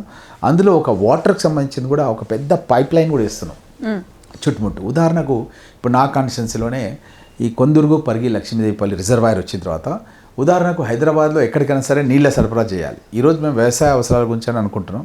భవిష్యత్తులో ఎప్పుడన్నా డ్రింకింగ్ వాటర్ కూడా చేయాలనే పరిస్థితి వస్తే మేము కనుక మాకు దగ్గరలో ఉంటుంది. ఇప్పుడు ప్రతిపాదిత చేసినటువంటి రీజనల్ రింగ్ రోడ్డు ఈ కొందుర్గుపల్లి లక్ష్మీదేవిపల్లి ప్రాజెక్టుకు దగ్గరలో ఉంటుంది, 5 కిలోమీటర్స్లో ఉంటుంది. అక్కడ నుంచి పైప్ లైన్ వేసేస్తే ఈ రీజనల్ రింగ్ రోడ్ చుట్టుముట్టు, హైదరాబాద్ చుట్టుముట్టు వాటర్ సప్లై ఎక్కడికి కావాలంటే మనం అక్కడ చేయొచ్చు. ఓకే. సో కనెక్టివిటీ పెంచాలి భవిష్యత్ అవసరాలకు 20-30 ఇయర్స్ వరకు అన్న ఉద్దేశంతో ఎవరైనా విద్యార్థులు సిటీకి వెళ్ళి చదువుకోవాలి, ఉద్యోగం చేయాలి, ఐటీ కంపెనీస్లో, ఫైనాన్షియల్ డిస్ట్రిక్ట్లో కానీ, ఫ్యూచర్ సిటీలో కానీ మళ్ళీ స్వగ్రామాలకు రావాలంటే కూడా వచ్చేయచ్చు. ఈ విధంగా ఎకలాజికల్ బ్యాలెన్స్ కూడా జరగాలి. అంటే గ్రామాల్లో ఉండేవాళ్ళు గ్రామాల్లో ఉండాలి, సిటీలో ఉండేవాళ్ళు సిటీలో ఉండాలి, ఫారెస్ట్ ఉండే దగ్గర ఫారెస్ట్ ఉండాలి. ఇట్లా ఇవన్నీ కూడా ముఖ్యమంత్రి గారు చాలా దూరదృష్టితో ఈ మాస్టర్ ప్లాన్స్ అన్నీ కూడా డెవలప్ చేసి చేయడం జరుగుతుంది. ఎందుకంటే అందరూ వచ్చి కాన్సన్ట్రేటెడ్గా సిటీలోనే ఉంటే కూడా దాని మూలంగా ట్రాఫిక్ ప్రాబ్లమ్స్ కాకుండా చాలా ఇతర ప్రాబ్లమ్స్ కూడా వచ్చే అవకాశం ఉంటుంది. కాబట్టి సో ఇవన్నీ పక్కన పెడితే కాంగ్రెస్ పార్టీ అధికారంలో ఉన్నా కూడా చాలా మంది అసంతృప్తులు ఎక్కువ ఉన్నారు. సో పదవుల్లో కావచ్చు, దేంట్లోనే నిరాశ, ఈవెన్ మీరు కూడా నిరాశతో ఉన్నారు. మంత్రి పదవి ఇస్తారన్న హామీతో ఉన్నారు, బట్ నిరాశతో ఉన్నారు, అలాగే నడుస్తోంది. బట్ అంటే మీరు ఎక్స్పెక్ట్ చేసిన పదవి మీకు ఇచ్చారా? నేను బేసికల్గా ఏంటంటే ఉస్మానియా యూనివర్సిటీ నుంచి పిహెచ్డి చదివి డాక్టరేట్ తీసుకున్నటువంటి వ్యక్తిని. నేను తెలంగాణ ఉద్యమ కాలంలో కూడా పచ్చి మంచినీళ్ళు కూడా తీసుకోకుండా పరిగి బస్ స్టాండ్ ముందు నాతో పాటు ఇంకిద్దరు మిత్రులు కూడా ఉన్నారు, పచ్చి మంచినీళ్ళు తీసుకోకుండా 3 రోజులు అమరణ నిరాహార దీక్ష చేయడం జరిగింది. అప్పుడు ఉన్నటువంటి పోలీస్ అధికారులు నన్ను అరెస్ట్ చేసి మన నిమ్స్ హాస్పిటల్లో అడ్మిట్ చేయడం జరిగింది. ఆ విధంగా స్వరాష్ట్రం గురించి కూడా పోరాటంలో ముందు భాగాన ఉండి నేను పోరాటం చేశాను.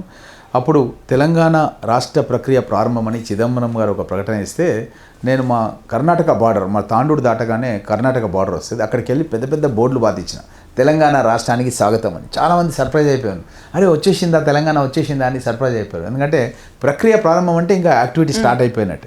ఆ విధంగా ముందు భాగాన ఉండి ఎన్నో పోరాటాలు తెలంగాణ రాష్ట్ర సాధన గురించి చేసిన. ఉస్మానియా యూనివర్సిటీలో కూడా ఆంక్షలు ఉన్నప్పుడు కూడా నేను పరిగి, వికారాబాద్, తాండూరు నుంచి చాలామంది నిరుద్యోగ యువకులను తీసుకొని ఉస్మానియా యూనివర్సిటీలో ఉన్న విద్యార్థి గర్జన అనే ఒక ప్రోగ్రాం ఉండే. ఆ విద్యార్థి గర్జనకు వేలాది మందిని తరలి వచ్చి ఆ రోజు నిషేధాజ్ఞ నుండి పర్మిషన్ లేకుండా మీటింగ్కి, అప్పుడు రాత్రి నా కళాశాలలోనే అందరినీ పడుకోబెట్టి భోజనాలు చేయించుకొని ఆ మీటింగ్ తీసుకెళ్ళేటట్టుగా ఒకరోజు ముందే ప్లాన్ చేసుకొని తీసుకెళ్ళిన. అది కోర్టు ద్వారా లక్కీగా ఆ రోజు పర్మిషన్ కూడా వచ్చింది. మేమంతా కూడా పార్టిసిపేట్ చేసినాం. అట్లా ఉద్యమంలో పాల్గొన్నటువంటి వ్యక్తిని. అదేవిధంగా 14లో జరిగిన ఎన్నికలు తద్వారా తెలంగాణలో పెద్ద ఎత్తున నేను పోరాటం చేసినందుకు మా జిల్లాలో ఏకైక ఎమ్మెల్యే నేనే. రంగారెడ్డి జిల్లాలో కాంగ్రెస్ పార్టీ నుంచి ఏకైక ఎమ్మెల్యేగా నేనే ఉన్నాను. కొంతమంది గెలిచి పార్టీ వదిలి వెళ్ళిపోవడం జరిగింది, కానీ మనం మంత్రులయ్యి కూడా వెళ్ళిపోవడం జరిగింది, ఎమ్మెల్యేలు వెళ్ళిపోవడం జరిగింది, కొంతమంది మళ్ళీ వస్తున్నారు. కానీ నేను మాత్రం కాంగ్రెస్ నేనే కాదు, మా తాతయ్య, మా నాన్న, నేను, నా కొడుకు కూడా పిసిసి మెంబర్. 4 జనరేషన్స్ నుంచి నా కొడుకు కూడా doctor Rithik Reddy PCC member, తను కూడా కాంగ్రెస్ పార్టీలో ఉన్నాడు. కాంగ్రెస్ పార్టీ భావజాలం సెక్యులర్ భావజాలం, అందరినీ కలుపుకొని పోవాలి. ఎస్సీ, ఎస్టీ, బీసీ, మైనార్టీ సమాజం బాగుండాలి, అందులో కాంగ్రెస్ పార్టీ ఉండాలి అనేది కాంగ్రెస్ పార్టీ సిద్ధాంతం. సో దానికి అనుగుణంగానే మేమంతా కూడా పనిచేయడం జరుగుతుంది. ఓకే. సో ప్రధానంగా ఇప్పుడు త్వరలో జిహెచ్ఎం సెలక్షన్స్ రాబోతున్నాయి. అసలు వార్ అనేది బీజేపీ వర్సెస్ కాంగ్రెస్ లా ఉంది.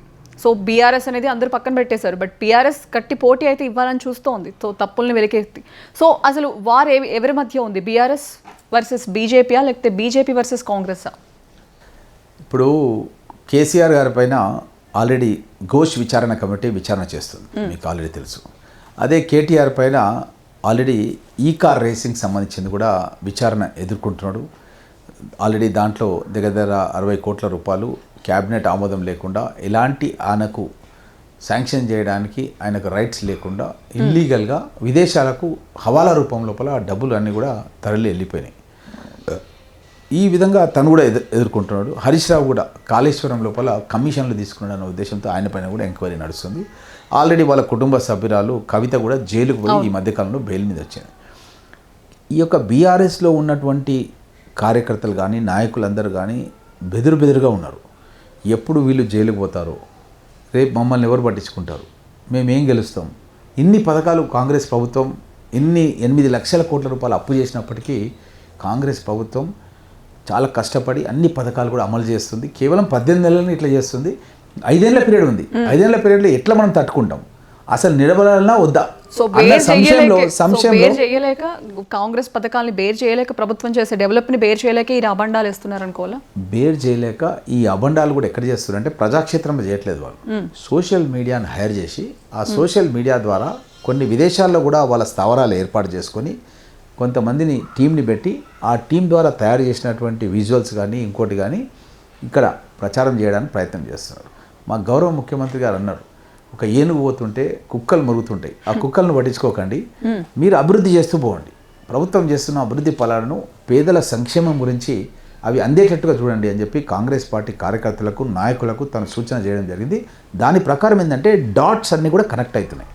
తను ముఖ్యమంత్రి అయినప్పటి నుంచి ఇప్పటి వరకు ఎన్నో డాట్స్ మీకు నేను చెప్పినాను, అవన్నీ కనెక్ట్ అయిపోతున్నాయి. ఇప్పుడు లాస్ట్ 1-2 months నుంచి అయితే సీ చేంజ్ ఉంది. వీళ్ళు ఎన్ని చెప్పినా పట్టించుకునే పరిస్థితి లేదు. స్టార్టింగ్లో నిజమేనేమో అనుకునేవాళ్ళు. ఇవన్నీ గ్రౌండ్ రియాలిటీ వచ్చిన తర్వాత అసలు ఇప్పుడు వాళ్ళు పెడితే కూడా ఎవరు చూసేలేరు, తిట్టేవాళ్ళు ఉన్నారు. ఇంకా అది టోటల్ 100% ఫేక్ ఎలిగేషన్స్. ఇంకా ఇదే కాకుండా మీరు ఇంతకుముందు ఒక ప్రశ్న అడిగారు, మంత్రి మండలి గురించి అడిగారు. నేను 14లో 23లో గెలిచి మంత్రి మండలిలో లేకుండా ఉన్న ఏకైక ఎమ్మెల్యే. చాలామంది నా సహచర మిత్రులు ఎవరైతే ఇప్పుడు నాతో పాటు వాళ్ళు కూడా మంత్రి కావాలని కోరుకుంటున్నారో వాళ్ళు 14లో గెలవలేదు, 18లో గెలవలేదు. వేరియస్ రీజన్స్ ఏదైనా కావచ్చు. నేను 14లో తెలంగాణ ఉద్యమ సమయంలో గెలిచిన, 23లో కూడా గెలిచిన. గెలవడమే కాకుండా నేను పార్టీ పరువు బాధ్యతలు నేను మోస్తున్నాను. అంటే జిల్లా అధ్యక్షునిగా 2 పర్యాలు. ఇప్పుడు నేను జిల్లా అధ్యక్షుని వికారాబాద్ జిల్లాలో. పవర్లోకి రాకముందే మీ కాన్స్టిట్యున్సీలో మీరు పర్యటించి ప్రతి ప్రాబ్లమ్ సార్ట్ అవుట్ చేశారు. ప్రెసెంట్ ఇప్పుడు ఏం ప్రాబ్లమ్స్ ఉన్నాయి అసలు మీ కాన్స్టిట్యున్సీలో? అదే చెప్తున్నాను. సో నేను 2 పర్యాలు జిల్లా అధ్యక్షునిగా ఉండడమే కాకుండా నేను సిఎల్పి కార్యదర్శి కూడా, జానారెడ్డి గారు సిఎల్పి లీడర్గా ఉన్నప్పుడు కూడా నేను సిఎల్పి కార్యదర్శిగా పనిచేసినాను. అంటే మా శాసనసభ్యులందరికీ కూడా ఎవరు మాట్లాడాలి, ఎట్లా మాట్లాడాలి, ఏం సబ్జెక్ట్ మాట్లాడాలి, సిఎల్పి నాయకునితో మాట్లాడడం, స్పీకర్తో మాట్లాడడం, ఈ విధంగా కోఆర్డినేషన్ వర్క్ అనేది అప్పుడు కూడా నేనే చేయడం జరిగింది. అదే కాకుండా శక్తి అని మెంబర్షిప్ డ్రైవ్ ప్రోగ్రామ్ ఉండే, ఆ శక్తి అనే మెంబర్షిప్ డ్రైవ్ కూడా నేను చైర్మన్గా ఉన్నాను. ఆ విధంగా కాంగ్రెస్ పార్టీ మెంబర్షిప్ చేసి కాంగ్రెస్ కార్యకర్తలకు ఇన్సూరెన్స్ స్కీమ్ అనేది తీసుకొచ్చి ఎవరైనా కార్యకర్త చనిపోతే 2 లక్షలు వాళ్ళకి అందే విధంగా కూడా చేసిన. ఇప్పుడు కూడా మహేష్ కుమార్ గౌడ్ గారు సీఎం గారు నాకు ట్రైనింగ్ ప్రోగ్రామ్ చైర్మన్గా అపాయింట్ చేసినాను. ఇప్పుడు అదనంగా అదొక బాధ్యత ఇచ్చారు. మా కార్యకర్తలకు అవగాహన కల్పించడం, ప్రభుత్వ సంక్షేమ పథకాలు ఏ విధంగా అందజేయాలన్న దాని మీద కూడా అవగాహన కల్పించారు. కాబట్టి ఇవన్నీ కూడా అర్హతలు నాకున్నాయి. కాబట్టి ఖచ్చితంగా మంత్రి పదవి అనేది నెక్స్ట్ ఎప్పుడైతే ఎక్స్పాన్షన్ ఉంటుందో ఖచ్చితంగా మంత్రి పదవి అనేది నాకు వస్తుందని ఆశ. 100% గుర్తిస్తుంది. ఎందుకంటే మీరే చెప్పండి, మీరు ఎంతోమందిని ఇంటర్వ్యూ చేసి ఉంటారు రాజకీయ నాయకులను. ఎవరైనా 14లో గెలిచి 23లో 2 times గెలిచి పార్టీ బరువు బాధ్యతలు నెత్తిన పెట్టుకొని సొంత కార్యక్రమాలన్నీ కూడా లాస్ చేసుకొని నేను ఇన్స్టిట్యూషన్స్ డెవలప్ చేయాలంటే ఇంకెన్నో యూనివర్సిటీలు చేసాను. సో మీకున్న ప్యాషన్ అది ప్రజలకి సేవ చేయాలి, సొసైటీలో ప్రజలకి ఏదైనా చేయాలని చెప్పేసి. సో బేసిక్ మీరు పాలిటిక్స్లో లేనప్పటి నుంచి కూడా ప్రజలకు చాలా చేస్తూ ఉన్నారు. సో పవర్ వచ్చిన వాళ్ళు ఇంకా చేయొచ్చు. ఇంకా పాలిటిక్స్లో లేనప్పుడు నా ఇన్స్టిట్యూషన్స్ ద్వారా ఎంతోమందికి హెల్త్ పరంగా వాళ్ళకు ఆపరేషన్స్ చేయడం, వాళ్ళకు హెల్ప్ చేయడం ఎన్నో చేసినాను. కోవిడ్ టైంలో నేను హాస్పిటల్లోనే పడుకొని 1 month చాలామందిని తీసుకొచ్చి కోవిడ్ ట్రీట్మెంట్ చేయించి పంపించినాను. సెకండ్ వేవ్లో, ఫస్ట్ వేవ్లో చాలామందికి కూరగాయలు అవన్నీ కూడా వెజిటేబుల్స్ తీసుకెళ్ళి వాళ్ళ ఇండ్ల దగ్గర ఇచ్చి రావడం. చాలామంది మా మైగ్రెంట్స్ ఉంటారు, గిరిజన సోదరులు పూనా, బాంబేలో, వాళ్ళందరికీ పర్మిట్ ఉండేది. అప్పుడు పర్మిట్ ద్వారా వాళ్ళందరినీ ఇక్కడికి మన కాన్స్టిట్యున్సీకి తీసుకొచ్చి వాళ్ళకు హెల్ప్ చేయడానికి ప్రయత్నం చేసినాను. ఈ విధంగా ఎన్నో కార్యక్రమాలు అనేవి కూడా చేయడం జరుగుతుంది. కాబట్టి తప్పకుండా నాలాంటి వాళ్ళు కాంగ్రెస్ పార్టీకి అవసరం. నేను కాంగ్రెస్ పార్టీ ఎన్నో సేవగా బరువు బాధ్యతలు మోసినాను. నాకు అన్ని క్వాలిఫికేషన్స్ ఉన్నాయి. కాబట్టి మీరే చెప్పండి, ఎవరైనా ఉన్నారా నాలాంటి అర్హతలు కలిగిన వ్యక్తి? లేదు, అది ప్రజలేం కాదు, మీ కాన్స్టిట్యున్సీలో ప్రతి ఒక్కరు ఎలక్షన్ టైంలో అడిగితే ప్రతి ఒక్కరు మీ గురించి స్వచ్ఛందంగా చెప్తున్నారు. సో పవర్లో ఉన్నా లేకపోయినా ఖచ్చితంగా గెలుస్తారు, ఆయన అన్నారంటే ఆ మాట నిలబెట్టుకుంటారు అని చెప్పి. 100% కరెక్ట్. అది నేను ఎవరికైనా మాట ఇచ్చిన అంటే తప్పకుండా అది నెరవేరుస్తా. ఎంత కష్టమైనా, ఎంత ఇబ్బంది అయినా ఎవరికైనా మాట ఇస్తే తప్పకుండా దాన్ని తీర్చే నైజం నా లోపల ఉంది. కాబట్టి 100% నాకు పూర్తి విశ్వాసం ఉంది. నెక్స్ట్ ఎక్స్పాన్షన్ లోపల కాంగ్రెస్ పార్టీ ద్వారా నాకు మంత్రి పదవి అవకాశం వస్తుంది. సో ఇవన్నీ పక్కన పెడితే కాంగ్రెస్ పార్టీ ఒకప్పుడు సోషల్ మీడియా చాలా యాక్టివ్ ఉండేది ప్రతిపక్షంలో ఉన్నప్పుడు. బట్ ఇప్పుడు ఎందుకు వీక్ అయింది కాంగ్రెస్ పార్టీ? కాంగ్రెస్ పార్టీ ప్రతిపక్షంలో ఉన్నప్పుడు కూడా స్ట్రాంగ్ ఉంది, పాలకపక్షంకి వచ్చిన తర్వాత ఇంకా స్ట్రాంగ్ అయింది. కేవలం KTR and BRS social media అవుతుందో అది హైడ్ సోషల్ మీడియా అనమాట. Paid social media. ఆ సోషల్ మీడియా అది కూడా కొంతమంది దుబాయ్ నుంచి, కొంతమంది వేరే సింగపూర్ నుంచి అక్కడ కంటెంట్ తయారు చేసి ఇల్లీగల్ కంటెంట్తో ఇక్కడ వచ్చి పుష్ చేసి చేస్తున్నారు. మేము అలాంటి అనైతికతకు పాల్పడం. ప్రజలే మా అంబాసిడర్స్, మా ఇందిరమ్మ కమిటీ సభ్యులే మా అంబాసిడర్స్. నేనేం చెప్తున్నానంటే మా యొక్క కార్యకర్తలకు, మీరు మీ గ్రామంలో జరిగిన వాస్తవాన్ని, ఉదాహరణకు మీ గ్రామంలో ఇందిరమ్మ ఇల్లు గృహప్రవేశం అయింది, ఇందిరమ్మ ఇల్లు ఫౌండేషన్ అయింది. మీరు అక్కడికి వెళ్ళి వాళ్ళ చిన్న వీడియో 30 seconds వీడియో తీసుకొని మీ గ్రామం యొక్క గ్రూప్ వాట్సాప్ గ్రూప్లో లోడ్ చేయండి. మీ కాన్స్టిట్యున్సీ వాట్సాప్ గ్రూప్లో, మండల్ వాట్సాప్ గ్రూప్లో లోడ్ చేయండి. అదేవిధంగా మీ ఊర్లో ఒక రైతుకు 30 ఎకరాలకు 6,000 చొప్పున వచ్చింది, 1.8 lakhs వచ్చింది. ఆ రైతుతో మాట్లాడియండి, నాకు 1,80,000 వచ్చిందని. అదేవిధంగా ఆ రైతు పంట పండించండి, సోనా మసూరి బియ్యం ఆల్రెడీ అమ్ముకున్నాడు, 500 రూపాయలు బోనస్ కింద 25,000, 50,000 ఎట్లా ఎంత వస్తుందా, నాకు ఇంత వచ్చింది కాంగ్రెస్ గవర్నమెంట్ వచ్చిన తర్వాత. అప్పుడు వాళ్ళు వరి పంటనే వేయొద్దని చెప్పిండ్రు. నేను వరి పంట ద్వారా రావాల్సిన డబ్బు కంటే అదనంగా బోనస్ కూడా ఇచ్చింది కాంగ్రెస్ ప్రభుత్వం అన్నమాట చెప్పండి. అదేవిధంగా మహిళలు ట్రావెల్ చేస్తున్నారు, ఆసుపత్రులకు పోయి వైద్యం చేసుకుంటుండ్రు, వాళ్ళ పిల్లల గురించి, వాళ్ళ పిల్లల బాగు గురించి కొన్ని మొక్కులు ఉంటాయి వాళ్ళకి. యాదగిరి గుట్ట పోతామని, లేకపోతే వేములవాడకి వెళ్తామని, జోగులాంబ దర్శనం చేసుకుంటామని మొక్కులు ఉంటాయి. మొక్కులు దుడుచుకోవాలని వెళ్తుంటారు దేవాలయాలకు. అదేవిధంగా వాళ్ళ కన్న తల్లిని చూడాలని, స్వగ్రామానికి వెళ్ళాలని, సోదరులతో కలవాలని, సోదరిమణులను కలవాలని చాలామంది కోడళ్ళు కానీ అత్తలు కానీ ఎన్నో ఉంటాయి మహిళలకు ఆలోచన. వెళ్ళాలంటే ఎప్పుడు ఇంట్లో వాళ్ళు దాట వేస్తుంటారు, దసరాకి వెళ్దామంటారు, తర్వాత దీపావళి అంటారు, సంక్రాంతి అంటుంటారు. ఇప్పుడు అట్లాంటిది ఏం లేదు. వాళ్ళు అవసరం ఉన్నప్పుడు వాళ్ళ లగేజ్ తీసుకొని నేను మళ్ళీ వస్తాను చెప్పి. సో చాలా మంది ఎలా అంటే అలా ట్రావెల్ చేస్తారు. ఇంకా మా పరిగిలో అయితే చాలామంది, మా రేషన్ షాప్ డీలర్ చెప్తున్నాడు, మహిళలు అడుగుతున్నారంట, ఈ చీరలు హైదరాబాద్లో ఎక్కడ దొరుకుతాయని అడుగుతున్నారంట. అయితే అతను అడ్రస్ ఇస్తున్నాడంట అందరికీ. అయితే పరిగిలోనేమో 1,000 రూపాయలకు దొరుకుతుందంట చీర, అదే హైదరాబాద్ వస్తే 500కే దొరుకుతుందంట. అంటే ఈ విధంగా ఒక చీరలే కాదు, ఎన్నో వస్తువులు వాళ్ళు కొనాలంటే తాలూకాల్లో ధరలు ఎక్కువ ఉండొచ్చు, సిటీకి వస్తే హోల్సేల్గా తక్కువ దొరకవచ్చు. సో ఆ విధంగా వాళ్ళ కొనుగోలు శక్తి కూడా పెరిగింది. ఈ విధంగా ప్రభుత్వం తీసుకున్నటువంటి కార్యక్రమాల మూలంగా హాస్పిటలైజేషన్ కావచ్చు, పర్చేసెస్ కావచ్చు, ఎనీథింగ్, ఫ్యామిలీ రిలేషన్షిప్స్ కావచ్చు, అన్నీ కూడా ఈరోజు ఈ యొక్క ఫ్రీ ట్రావెల్ మూలంగా పెరగడం జరిగింది. కాబట్టి రాష్ట్ర వ్యాప్తంగా ఏంటంటే మేము ఇచ్చిన పథకాల్లో మెజారిటీ పథకాలన్నీ కూడా తీర్చేసినాం. కాబట్టి ఖచ్చితంగా వీళ్ళు 18 నెలలే అయింది, వాళ్ళు 8 లక్షల కోట్ల రూపాయల అప్పుతో ఉన్న దాన్ని చేసినప్పటికీ కూడా ఇంత మంచిగా పాలన చేస్తున్నారు. కాబట్టి ఈ ప్రభుత్వం మరీ కూడా రావాలి అన్న ఆలోచన ప్రజల్లో వచ్చేసింది. కాబట్టి ఆ సోషల్ మీడియాని ఇప్పుడు ఎవరు పట్టించుకుంటున్న దాకా లేదు. వాళ్ళు ఎప్పుడు అరెస్ట్ అవుతారో, ఎప్పుడు జైలుకి వెళ్తారో, ఎప్పుడు ఈ సోషల్ మీడియా బంద్ అయిపోతుందా అని ప్రజలందరూ కూడా ఎదురు చూస్తారు. ఓకే. అండ్ ఇంకోటి, చివరాలపల్లికి సంబంధించి ఒక బ్రిడ్జ్కి సంబంధించి ప్రజలు అక్కడ కట్టలు వేసుకొని మరి వెళ్తుంటే అది కూడా మీరు ఇనిషియేటివ్గా తీసుకుని వాళ్ళకి బ్రిడ్జ్ని ఏర్పాటు చేయడం కూడా జరిగింది. అదే చిగురాలపల్లి అనే గ్రామం మా పరిగి కాన్స్టిట్యున్సీలో పరిగి మండలంలో ఉంటుంది. అక్కడ రైతుల బాధ వర్ణాతీతం. ప్రతి సంవత్సరం వర్షాకాలంలో పరిస్థితి ఏంటంటే వాళ్ళ భూములన్నీ కూడా ఊరు బయట 2 వాగులు దాటిపోవాలి. ఆ వాగుల పైన వంతెన లేదు. గతంలో ఉన్న పాలకులు విస్మరించారు. నేను ఎన్నికల ముందు ప్రచారం పోయినప్పుడు నన్ను రమ్మంటే వర్షాకాలంలో నేను ఆ కట్టెలతో కట్టుకున్నటువంటి వంతెన మీద ప్రయాణం చేసి వాళ్ళకు మాట ఇచ్చిన, కాంగ్రెస్ ప్రభుత్వం వస్తుంది, మీకు ఖచ్చితంగా నేను బ్రిడ్జ్ శాంక్షన్ చేపిస్తాను అని చెప్పింది. సో మాట ఇచ్చారు, అయిపోయింది, బ్రిడ్జ్ శాంక్షన్ చేసేసిన. ఇదే కాదు గతం లోపల రాజశేఖర రెడ్డి గారికి నేను ప్రాణీత చెవెళ్ళ, అది చెవెళ్ళ వరకే ఉండే, సముద్రానికి ఆదిలాబాద్ నుంచి సముద్రానికి పోయే నీళ్ళని కాలువల ద్వారా తీసుకొచ్చి మా వికారాబాద్, పరిగి, కొడంగల్, మన తాండూరు అన్ని నియోజకవర్గం నీళ్ళు ఇవ్వాలని ఆ రోజు అడిగి శాంక్షన్ చేయించుకున్నా. వికారాబాద్ మీటింగ్లో రాజశేఖర రెడ్డి గారిని అడిగి శాంక్షన్ చేయించుకున్నా. బీఆర్ఎస్ ప్రభుత్వం వచ్చిన తర్వాత దాన్ని రద్దు చేస్తే మళ్ళీ నేను కాంగ్రెస్ ప్రభుత్వం రాకముందు ముఖ్య నేతలతో మాట్లాడినా, తీసుకుపోయిన సభాస్థలి దగ్గర మీటింగ్ పెట్టిన పరిగిలో, ఇప్పుడు దాన్ని శాంక్షన్ చేయించుకున్నా. ఈ విధంగా ఎన్నో పథకాలను, గత ప్రభుత్వం విస్మరించిన పథకాలను, శాంక్షన్ చేసిన పథకాలను, పెండింగ్లో పెట్టిన పథకాలను కాంగ్రెస్ ప్రభుత్వం శాంక్షన్ చేస్తే వీళ్ళు క్యాన్సిల్ చేయడం. రైల్వే లైన్ వికారాబాద్ నుంచి పరిగి కాన్స్టిట్యున్సీలో కూడా నస్కల్, పరిగి, దోమ, దాదాపూర్, అదేవిధంగా కొడంగల్, నారాయణపేట్, మక్తల్ ఒక రైల్వే లైన్ శాంక్షన్ చేసుకోవడానికి ఢిల్లీకి పోయి రైల్వే మినిస్టర్ మునియప్ప గారికి లెటర్ ఇచ్చిన. మా కాన్స్టిట్యున్సీలో ఒక 50 ఏళ్ళ నుంచి ఒక కోరిక ఉంది, మా ప్రజలు అసలు రైలును చూడలేదు, ఇప్పుడు ఒక రైల్వే లైన్ మాకు కావాలని చెప్పి నేను కోరితే ఆయన అన్నాడు, నేను మీ కాన్స్టిట్యున్సీకి వస్తా, మీటింగ్ పెడతాను, నువ్వు అడుగుతున్నావు కాబట్టి, అక్కడ ఉన్న ప్రజలతో మాట్లాడి నేను ఏ విషయం చెప్తా అన్నాడు. నేను తీసుకుపోయి మా ప్రజలను చూపించినాను. పేద ప్రజలు మా దగ్గర, బడుగు వర్గాల వాళ్ళు, ఎస్సీలు, ఎస్టీలు, బీసీలు, మైనార్టీలు.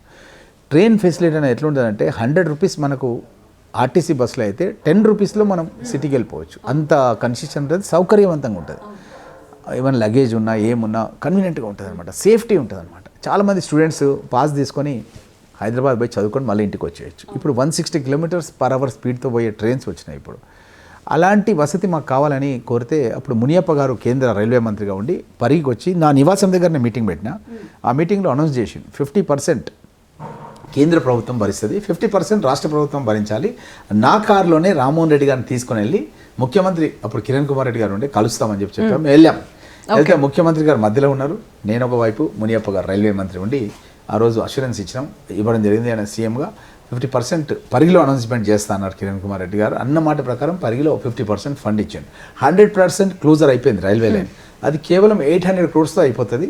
ఎవ్రీ ఇయర్ ఒక 150 crores అట్లా ఇస్తుంటే ఒక పీరియడ్ ఆఫ్ టైంలో అయిపోతుంది. ఓకే. కానీ బీఆర్ఎస్ ప్రభుత్వం రాగానే రైల్వే పథకాన్ని పక్కన పడేసింది, సిద్దిపేట తీసుకెళ్ళిపోయారు రైల్వే లైన్. మా దగ్గర ఉన్న రైల్వే లైన్ సిద్దిపేటలో కొత్త రైల్వే స్టేషన్ వచ్చేసింది లాస్ట్ ఇయర్ బిఫోర్ ఎలక్షన్స్.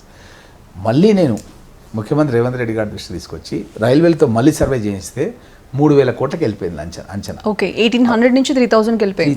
800 నుంచి 3000 crores వెళ్ళిపోయింది. ఇప్పుడు మళ్ళీ దాని సర్వే మొన్న 18 crores పెట్టి వాళ్ళు కొత్త సర్వే చేశారు. ఇప్పుడు తొందరలోనే అది శాంక్షన్ కాబోతుంది రైల్వే లైన్. ఈ విధంగా రైల్వే లైన్లో తీసుకొస్తున్నాను. నేషనల్ హైవేస్ హైదరాబాద్ నుంచి బీజాపూర్ పోవడానికి జాతీయ రహదారి శాంక్షన్ చేయడం జరిగింది. పాక్షికంగా పనులు పూర్తయినాయి, ఇంకా కొంత చేయాల్సిన పని ఉంది. దాని మీద కూడా కొంత కోట్లలో కేసులు ఉన్నాయి, దాని మీద కూడా వర్కౌట్ చేస్తున్నాను. తొందరలోనే కేసెస్ పోగానే ఆ రోడ్డు కూడా కంప్లీట్ చేయడం జరుగుతుంది. పరిగి కాన్స్టిట్యూన్సీ నుంచి ఎయిర్పోర్ట్ పోవడానికి కూడా ఒక ప్రత్యేకమైన రోడ్ వేపిస్తున్నా, స్పెషల్ రోడ్. గౌరవ ముఖ్యమంత్రి రేవంత్ రెడ్డి గారు నాకు కానుకగా ఇస్తున్నాడు. అది only Parigi constituency to airport direct ఒక 50 minutes ఎయిర్పోర్ట్ పోయే విధంగా ప్రజలకు ఎప్పుడు గుర్తుండిపోతాయి ఇంకా మీరు చేసిన డెవలప్మెంట్స్. వేలాది కోట్ల రూపాయలు తీసుకొస్తున్నాను, వేలాది కోట్ల రూపాయలు. అంటే నా లైఫ్లో నేను ఏమైతే చేయాలనుకుంటున్నానో అన్ని ప్రాజెక్ట్స్ కూడా, అది ఇరిగేషన్ కావచ్చు, ఒక school 200 crores young India international స్టాండర్డ్స్తో ఒక స్కూల్ పరిగి కాన్స్టిట్యున్సీలో 200 crores ఎస్సీ ఎస్టీ బీసీ మైనార్టీలు అందరూ ఒకే ప్రాంగణంలో. సో బేసిక్గా మీది ఎడ్యుకేషనల్ బ్యాక్గ్రౌండ్ కాబట్టి సో స్టూడెంట్కి సంబంధించి చాలా మంది ఎఫోర్డ్ చేయలేరు. ప్రతి పేదవాళ్ళు ఎక్స్పెక్ట్ చేసేది వైద్య విద్య, ఈ రెండు ఉచితంగా కావాలంటారు. సో వాళ్ళ కోసం మీరు ఇనిషియేటివ్ ఏం చేస్తున్నారు? నేను సొంతంగా నా కాలేజ్ బస్ పెట్టి పరిగి నుంచి పటాన్ చెరువుకు బస్ పెట్టి ఇంజనీరింగ్లో ఫ్రీగా సీట్లు ఇచ్చి వాళ్ళు దేశ విదేశాలకు పెద్ద పెద్ద ఐటీ కంపెనీస్లో వర్క్ చేసేటట్టు కృషి చేసినాను. చాలామంది టాప్ కంపెనీస్లో వర్క్ చేస్తున్నారు. Very happy. బస్సు పరిగి నుంచి 80 kilometers Hyderabad everyday up and down చేపించేవాను. ఆ విధంగా విద్య పైన ప్రత్యేక శ్రద్ధ. ఎందుకంటే మా ఇంట్లో మా నాన్న బీఎస్సీ గ్రాడ్యుయేట్ ఆ టైంలో, ఈ వాజ్ ఎ గ్రూప్ 1 ఆఫీసర్. తను కనుక సర్వీస్లో ఉండే, అట్లనే కనుక సర్వీస్లో ఉంటే ఐఏఎస్ కలెక్టర్గా రిటైర్డ్ అయిపోయాడు కన్ఫర్డ్. కానీ మా పెద్దనాన్న అడిషనల్ ఎస్పీగా ఉండేవాడు పోలీస్ డిపార్ట్మెంట్లో, వెంకట్రామరెడ్డి గారు. తను తన బ్రదర్స్ అందరినీ బిజినెస్లో సెటిల్ చేయాలని మా పెద్దనాన్న ఇష్టం. ఎందుకంటే మా గ్రాండ్ ఫాదరే 350 acres landlord, 7 brothers 4 sisters, పెద్ద ఫ్యామిలీ మాది. కాబట్టి బిజినెస్లో ఉండాలని మా పెద్దనాన్నకి ఇష్టం. ఆయన మా ఫాదర్ని రిజైన్ చెప్పించి కాంట్రాక్ట్లో తీసుకొచ్చిండు. ఆ విధంగా జాబ్కు రిజైన్ చేయాల్సి వచ్చింది.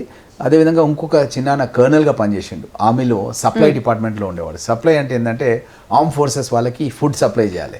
ఆయన కర్నల్గా పాకిస్తాన్ వారు పోయిండు, చైనా వారు పోయిండు.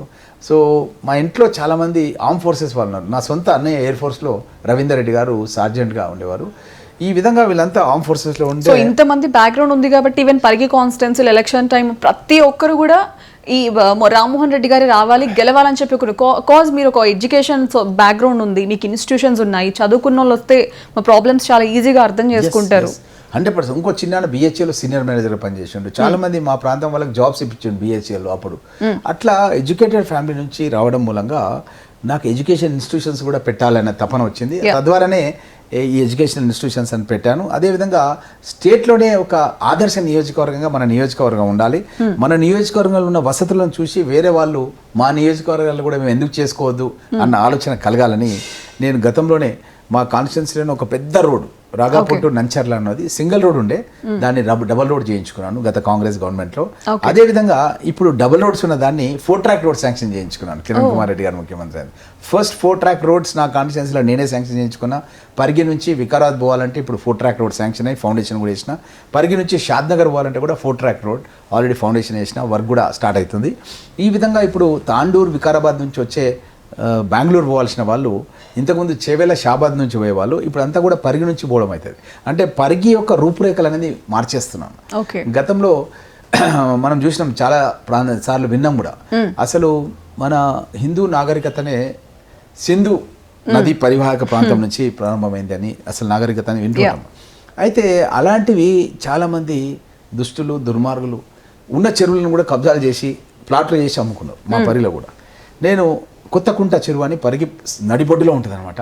28 ఎకరాల విస్తీర్ణం ఉంటుంది. ఒక 30 years బ్యాక్ కొంతమంది దుర్మార్గులు దాన్ని ప్లాట్లు చేసి అమ్మేశారు. నేను ఎమ్మెల్యే కాగానే ఎవరు ఊహించారు. ఆ యొక్క చెరువును మళ్ళీ రీబిల్డ్ చేయడానికి గవర్నమెంట్ నుంచి శాంక్షన్ తీసుకొచ్చి ఫండ్స్ ఆ చెరువుకు పనులు ప్రారంభించి దాని కట్ట నిర్మాణం మళ్ళీ పునర్నిర్మాణం చేసి ఇప్పుడు చెరువులో వాటర్ ఉన్నాయి అనమాట. వాట్ నాట్ ఒక్కటని కాదనమాట, చాలా తీసుకొచ్చారు. రీసెంట్ టైమ్స్ లో నావీ ప్రాజెక్ట్ కూడా ఇనిషియేటివ్ గా తీసుకుని మీరు చేశారు. సో దాని గురించి చెప్తారా? యాజ్ ఐ టోల్ యూ, మా ఇంట్లో చాలా మంది ఆర్మ్ ఫోర్సెస్లో ఉన్నారని చెప్పాను. సో నాకు డ్రెస్ లేదు, కానీ నా మనసులో ఎప్పుడు నేను కూడా ఆర్మ్ ఫోర్సెస్లో ఉన్నాను, డ్రెస్లో ఉన్నానన్న భావన నా లోపల ఉంటుంది. సో ఆటోమేటిక్గా ఉంటుంది ఆబ్వియస్లీ. ఎగ్జాక్ట్లీ. సో అలాంటి సందర్భం లోపల 30 years నుంచి ఒక ప్రతిపాదన ఉంది ఏంటంటే, నా కాన్స్టిట్యున్సీలో ఒక స్ట్రాటజిక్ లొకేషన్ ఉంటుంది. స్ట్రాటజిక్ లొకేషన్ అన్నది మన ఆర్మ్ ఫోర్సెస్లో ఒక ఇంపార్టెంట్ వర్డ్ అనమాట. అంటే కొన్ని లెవెల్స్లలో ఉండి మనం యుద్ధం కనుక చేస్తే, మనం హైట్లో ఉండి యుద్ధం చేస్తే కింద ఉన్న వాళ్ళని ఈజీ కొట్టగలుగుతాం అన్నమాట. అయితే ఆ లొకేషన్స్ అన్నీ కూడా వీళ్ళు క్యాప్చర్ చేసి పెట్టుకుంటారు అన్నమాట. ఎక్కడెక్కడ కంట్రీలో హైయెస్ట్ లొకేషన్స్ ఉంటాయో అలాంటివన్నీ క్యాప్చర్ చేసుకొని అక్కడ నుంచి మనం ప్లాన్ చేసుకుంటారు వార్. అట్లాంటిది నా కాన్స్టిట్యున్సీలో లక్కీగా ఒక కాన్స్టిట్యున్సీ ఉంది, అది దామగుండం రిజర్వ్ ఫారెస్ట్. 3000 ఎకరాల విస్తీర్ణంలో ఉంటుంది అనమాట. దాన్ని 30 years నుంచి అడుగుతుంటే, మన కేసీఆర్ గారు ముఖ్యమంత్రి అయిన సందర్భంలో ఆ టైంలో ఫైనల్ స్టేజ్కి వచ్చింది. దానికి చాలా అనుమతులు కావాలి డిఫెన్స్ ప్రాజెక్ట్కి. గవర్నమెంట్ ఆఫ్ ఇండియా ప్రాజెక్ట్ అది, నేవీకి సంబంధించి. కేసీఆర్ గారి టైంలో రాగానే తను అంత డీటెయిల్గా పోకుండా అనుమతులు ఇచ్చేశారు, వాళ్ళు డబ్బులు ఇచ్చేశారు. గవర్నమెంట్ ఆఫ్ ఇండియా పేమెంట్ అయిపోయింది, జీవో కూడా ఇచ్చేశాడు. ఇచ్చిన తర్వాత ఏమైందంటే, ఆయనకి ఎవరో ఏం చెప్పారంటే, నీ కొడుకు సీఎం కావాలంటే, కేటీఆర్ సీఎం కావాలంటే ఈ సెక్రటరియట్లో నువ్వు కూర్చోవద్దు, ఈ సెక్రటరియట్లో నువ్వు ఉంటే నీ కొడుకు సీఎం కాడు. ఒకటి సహజ సిద్ధంగా బైసన్ పోలో గ్రౌండ్ అని సికింద్రాబాద్లో ఉంది, మన పరేడ్ గ్రౌండ్ పక్కన ఉంది. అది మిలిటరీ వాళ్ళ ground, arm forces ground. Military వాళ్ళు రోజు ఉదయం లేవగానే కసరత్తు చేస్తుంటారు వాళ్ళు. అయితే ఆ ల్యాండ్ నువ్వు అలాట్ చేయించుకుంటే ప్రధానమంత్రి ద్వారా, అక్కడ కనుక నువ్వు సెక్రటరియట్ కడితే నీ కొడుకు సీఎం అవుతాడు అని చెప్తే, వాస్తు నిపుణులు ఢిల్లీ వెళ్ళినప్పుడల్లా కేసీఆర్ గారు ప్రైమ్ మినిస్టర్కు లెటర్ ఇస్తాడు, బైసన్ పోలో గ్రౌండ్ నాకు ఇవ్వు, మీ యొక్క నేవీ ప్రాజెక్టుకు 3000 ఎకరాలు ఇచ్చిన నేను, మీకు ఏం కావాలన్నా చేస్తే కానీ నా ల్యాండ్ ఇవ్వమని.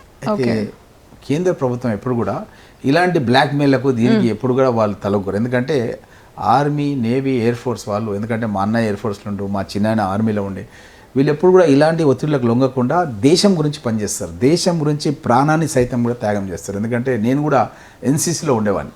ఎందుకంటే మా ఫ్యామిలీ వాళ్ళందరూ ఉండే, నాకు కూడా అవకాశం వస్తే వెళ్ళిపోవాలి నేను కూడా ఆర్మ్ ఫోర్సెస్లో అన్న భావన ఉండేది. అలా భారత్ స్కౌట్స్ అండ్ గైడ్స్లో ఉండేవాడిని నేను.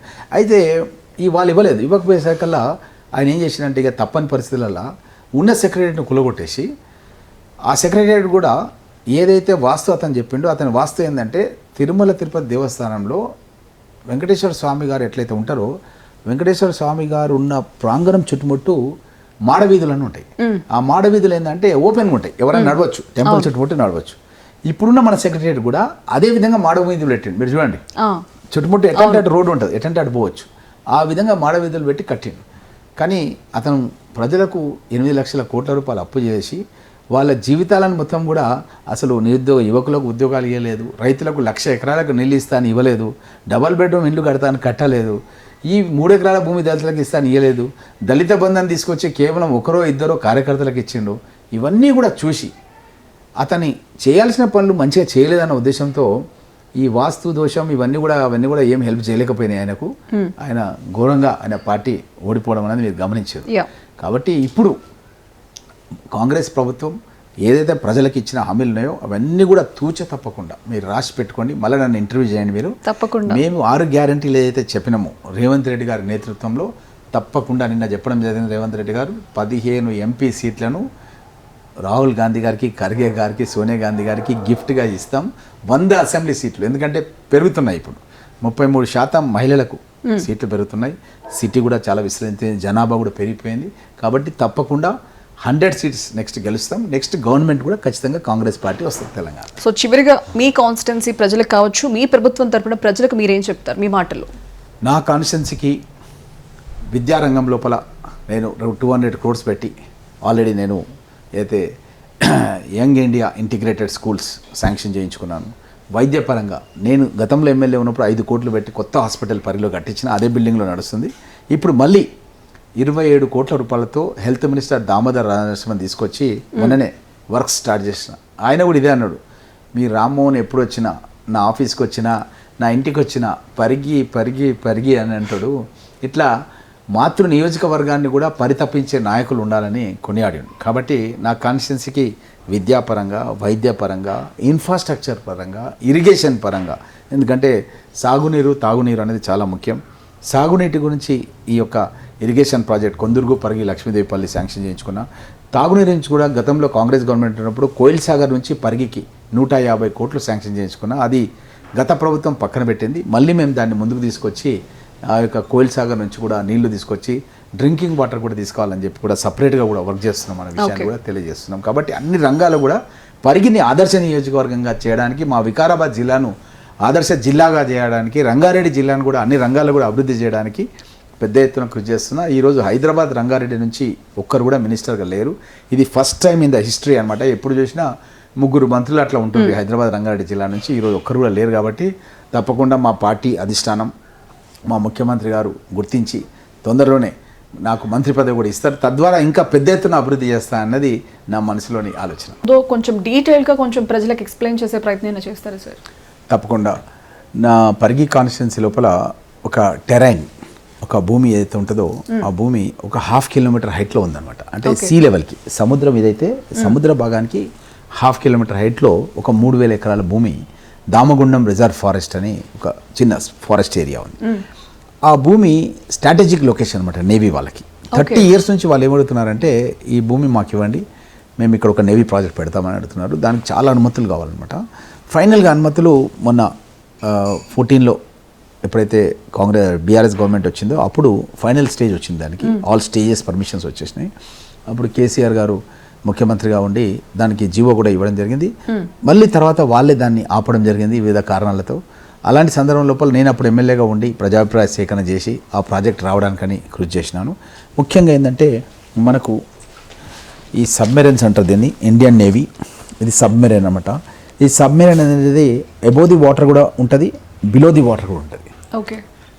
నీళ్ళ లోపల కూడా వెళ్ళి ట్రావెల్ చేస్తుంది, నీళ్ళ పైన కూడా ట్రావెల్ చేస్తుంది ఈ సబ్మెరైన్ యొక్క విశిష్టత. ఈ సబ్మెరైన్కి ఏంటంటే ఈ నావిగేషన్ టెక్నాలజీ అనేది 1 కిలోమీటర్ హైట్ల నుంచే నావిగేషన్ టెక్నాలజీ వస్తుంది. నావిగేషన్ సిగ్నల్స్ ఎట్లయితే మన సెల్ ఫోన్స్ మనం మాట్లాడుతున్నామో ఆ విధంగా సముద్రం లోపల సెల్ ఫోన్స్ పనిచేయాయి. కానీ ఈ యొక్క 1 కిలోమీటర్ 1/2 కిలోమీటర్ హైట్లో మా యొక్క దామగుండం రిజర్వ్ ఫారెస్ట్ ఉంది. అక్కడ మేము ఒక 3 టవర్స్ ఏర్పాటు చేస్తాం. ఆ 3 టవర్స్ ఇంకొక 1/2 కిలోమీటర్ వస్తాయి. ఆ 1 కిలోమీటర్ హైట్ ఉంటేనే మన దేశానికి ఏదైతే డౌన్ లోపల పెద్ద సముద్రాలు కమ్యూనికేషన్ ఉంటుంది. ఆ కమ్యూనికేషన్ ఉన్నప్పుడు ఏమైందంటే ఇక్కడ నుంచి మనము ప్రోగ్రామింగ్ చేసి పలానా కంట్రీ మీద మనం దాడి చేయాలి, వాళ్ళు మన దేశానికి నష్టం కలిగిస్తారు అన్నప్పుడు ప్రధానమంత్రి కానీ రక్షణ మంత్రి కానీ ఆదేశాలు ఇస్తారు, మీరు ఈ కంట్రీలో ఈ లొకేషన్ని బాంబింగ్ చేయండి అంటే కొన్ని హండ్రెడ్స్ ఆఫ్ కిలోమీటర్స్ బాంబింగ్ చేయడానికి సిగ్నలింగ్ వ్యవస్థ ద్వారా ఆదేశాలు ఏం చేస్తారు, ఎక్కడ మ్యాపింగ్ కూడా కరెక్ట్. ఇప్పుడు మనం ఎగ్జాంపుల్ కార్లో కూర్చుంటున్నాం, లొకేషన్ పెట్టుకుంటున్నాం, ఫోన్లో లొకేషన్ పెట్టుకుని వెళ్ళిపోతున్నాం ఎక్కడికంటే. సేమ్ అదే విధంగా ఈ దీని మూలం కూడా మనం టార్గెట్ చేసిన డెస్టినేషన్ని హిట్ చేస్తాం. హిట్ చేస్తే హండ్రెడ్స్ ఆఫ్ కిలోమీటర్ ప్రయాణం చేసి ఎగ్జాక్ట్ వాళ్ళ స్థావరాలు, సంఘ విద్రోహ స్థావరాలు స్మాష్ చేయగలుగుతాం. అది చేయాలంటే ఈ స్ట్రాటజిక్ లొకేషన్ కావాలన్నమాట. సో నేను ఒక ఆర్మ్ ఫోర్సెస్లో పనిచేసే కుటుంబానికి సంబంధించిన వ్యక్తిని కాబట్టి I'm very proud to say that 3,000 crores worth of. So దాంట్లో వెళ్ళకపోయినా కూడా చాలా ఇనిషియేటివ్గా తీసుకుని చేసాగట్టు చేశాను. అదే విధంగా ఇందులో ఇంకొక ముఖ్యం ఏంటంటే ఈ టవర్స్ నిర్మాణం. ఓకే. ఇప్పుడు మన ఇండియా ఇది ఇండియన్ ఫ్లాగ్ కనబడుతుంది. It's India map. ఇండియా మ్యాప్లో మీరు ఇదంతా చూస్తున్నారు, ఇదంతా కూడా సముద్రం, మన కిందంతా సముద్రం ఉంది. అయితే సముద్రం చుట్టుముట్టు మన శత్రు దేశాలు ఎవరైతే ఉంటారో ఆ శత్రు దేశాలపైన మన ఆత్మరక్షణ గురించి మనం దాడి చేయాలనుకుంటే అప్పుడు ఈ సబ్మెరైన్, ఇంతకుముందు చూపించిన సబ్మెరైన్స్ ఈ అండర్ వాటర్లో ఉంటాయి. అది విశాఖపట్నం ప్రాంతం కావచ్చు, గోవా ప్రాంతం కావచ్చు, బాంబే ప్రాంతం కావచ్చు, ఎక్కడ అండర్ గ్రౌండ్లో ఉంటాయి. అవసరమైనప్పుడు పైకి కూడా రావచ్చు, మళ్ళీ లోపలికి వెళ్ళచ్చు. అక్కడ నుంచి మనము అండర్ వాటర్లో ఉండి నైబరింగ్ కంట్రీస్ పైన వార్ చేయొచ్చు. అండర్ వాటర్ నుంచి బాంబింగ్ చేసినాక అండర్ వాటర్లో మళ్ళీ అక్కడ నుంచి మనం ఇంకెక్కడికి వెళ్ళిపోతాం. ఎవరైనా మళ్ళీ బాంబింగ్ చేయాలంటే దొరకం, వాళ్ళకి దొరకదు. మన ఏదైతే జలంతర్గాములు అని తెలుగులో అంటారు, సబ్మెరైన్స్ అంటారు ఇంగ్లీష్లో. ఈ సబ్మెరైన్స్ అనేది చాలా కీలకం అనమాట మన ఆర్మ్ ఫోర్సెస్లో. సో ఎందుకంటే వీళ్ళు స్ట్రాటజిక్ లొకేషన్లో ఉంటారు, ఈ యొక్క సముద్రంలో ఎక్కడైనా వెళ్ళిపోవచ్చు, వాళ్ళు దొరకరు. వాళ్ళు అదే ఒక బిల్డింగ్ ఉందనుకోండి, బిల్డింగ్ స్మాష్ చేయడం మనకి ఈజీ, అది కనబడుతుంది. అది సముద్రం లోపల కనబడరు అనమాట. సో కనబడకుండా కరెక్ట్ హిట్ చేస్తారు అనమాట. సో అలాంటి టెక్నాలజీ ఈ యొక్క నేవీ రాడార్ స్టేషన్ అనేది ఈ 3 ½ కిలోమీటర్ హైట్ ఉంటుంది, లిఫ్ట్లో పోవాలి దీంట్లో ఓకే కింద నుంచి పైకి. ఇవంతా కూడా ఎల్ఎన్టీ కాంట్రాక్ట్ ఇచ్చాడు. ఈ 3 టవర్స్ ఇక్కడ పూడూరు దగ్గర, పూడూరు మండలం నా పరిగి కాన్స్టిట్యున్సీ, అక్కడ ఈ సబ్మెరైన్స్కి ఉపయోగపడే టెక్నాలజీకి సంబంధించిన టవర్స్ నిర్మాణం అవుతుంది. అక్కడ ఒక BHEL BDL ఆర్డినెన్స్ ఫ్యాక్టరీ లాగా ఒక టౌన్షిప్ వస్తుంది. అక్కడ ఒక నేవల్ స్కూల్ వస్తుంది. అక్కడ కూడా కైండ్ ఆఫ్ డెవలప్మెంట్, చాలా పెద్ద డెవలప్మెంట్. ఒక టౌన్షిప్ వస్తుంది, ఒక గేటెడ్ కమ్యూనిటీ వస్తుంది, ఒక 15% లోకల్స్ కి దాంట్లో జాబ్స్ ఉన్నాయి. నేవీకి సంబంధించి మళ్ళీ separate school, separate hospitals, everything hospital అన్నిట్లలో కూడా మాకు 15% లోకల్స్ కి, మా పరిగి వికారాబాద్ వాళ్ళ కోటా ఉంది, మా ప్రాంతం వాళ్ళ పిల్లలకి అడ్మిషన్స్ 15% మా కోటా ఉంది. దాంట్లో హాస్పిటల్లో కూడా మాకు బెడ్స్ ఇస్తారు, స్కూల్లో కూడా మాకు అడ్మిషన్స్ ఇస్తారు. ఈ విధంగా ఒక స్కూల్లో ఒక అభ్యర్థిని, ఒక స్టూడెంట్ నేను జాయిన్ చేయించిన సైనిక్ స్కూల్లో. ఆ అభ్యర్థి ఈ మధ్యకాలంలో పైలట్ అయిపోయింది, ఫైటర్ పైలట్ అయిపోయి తను ప్రధానమంత్రి గారినే డ్రైవ్ చేస్తూ తీసుకెళ్ళిపోయాడు ప్లేన్లో. అతను ఎయిర్ ఫోర్స్ ఫైటర్ పైలట్ అయిండు. అతను ప్రైమ్ మినిస్టర్ని తీసుకెళ్ళింది ఈ మధ్యకాలంలో.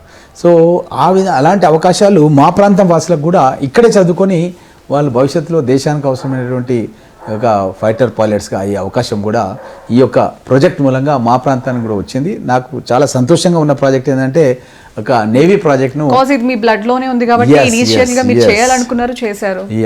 I'm very happy the way the constituency is developing.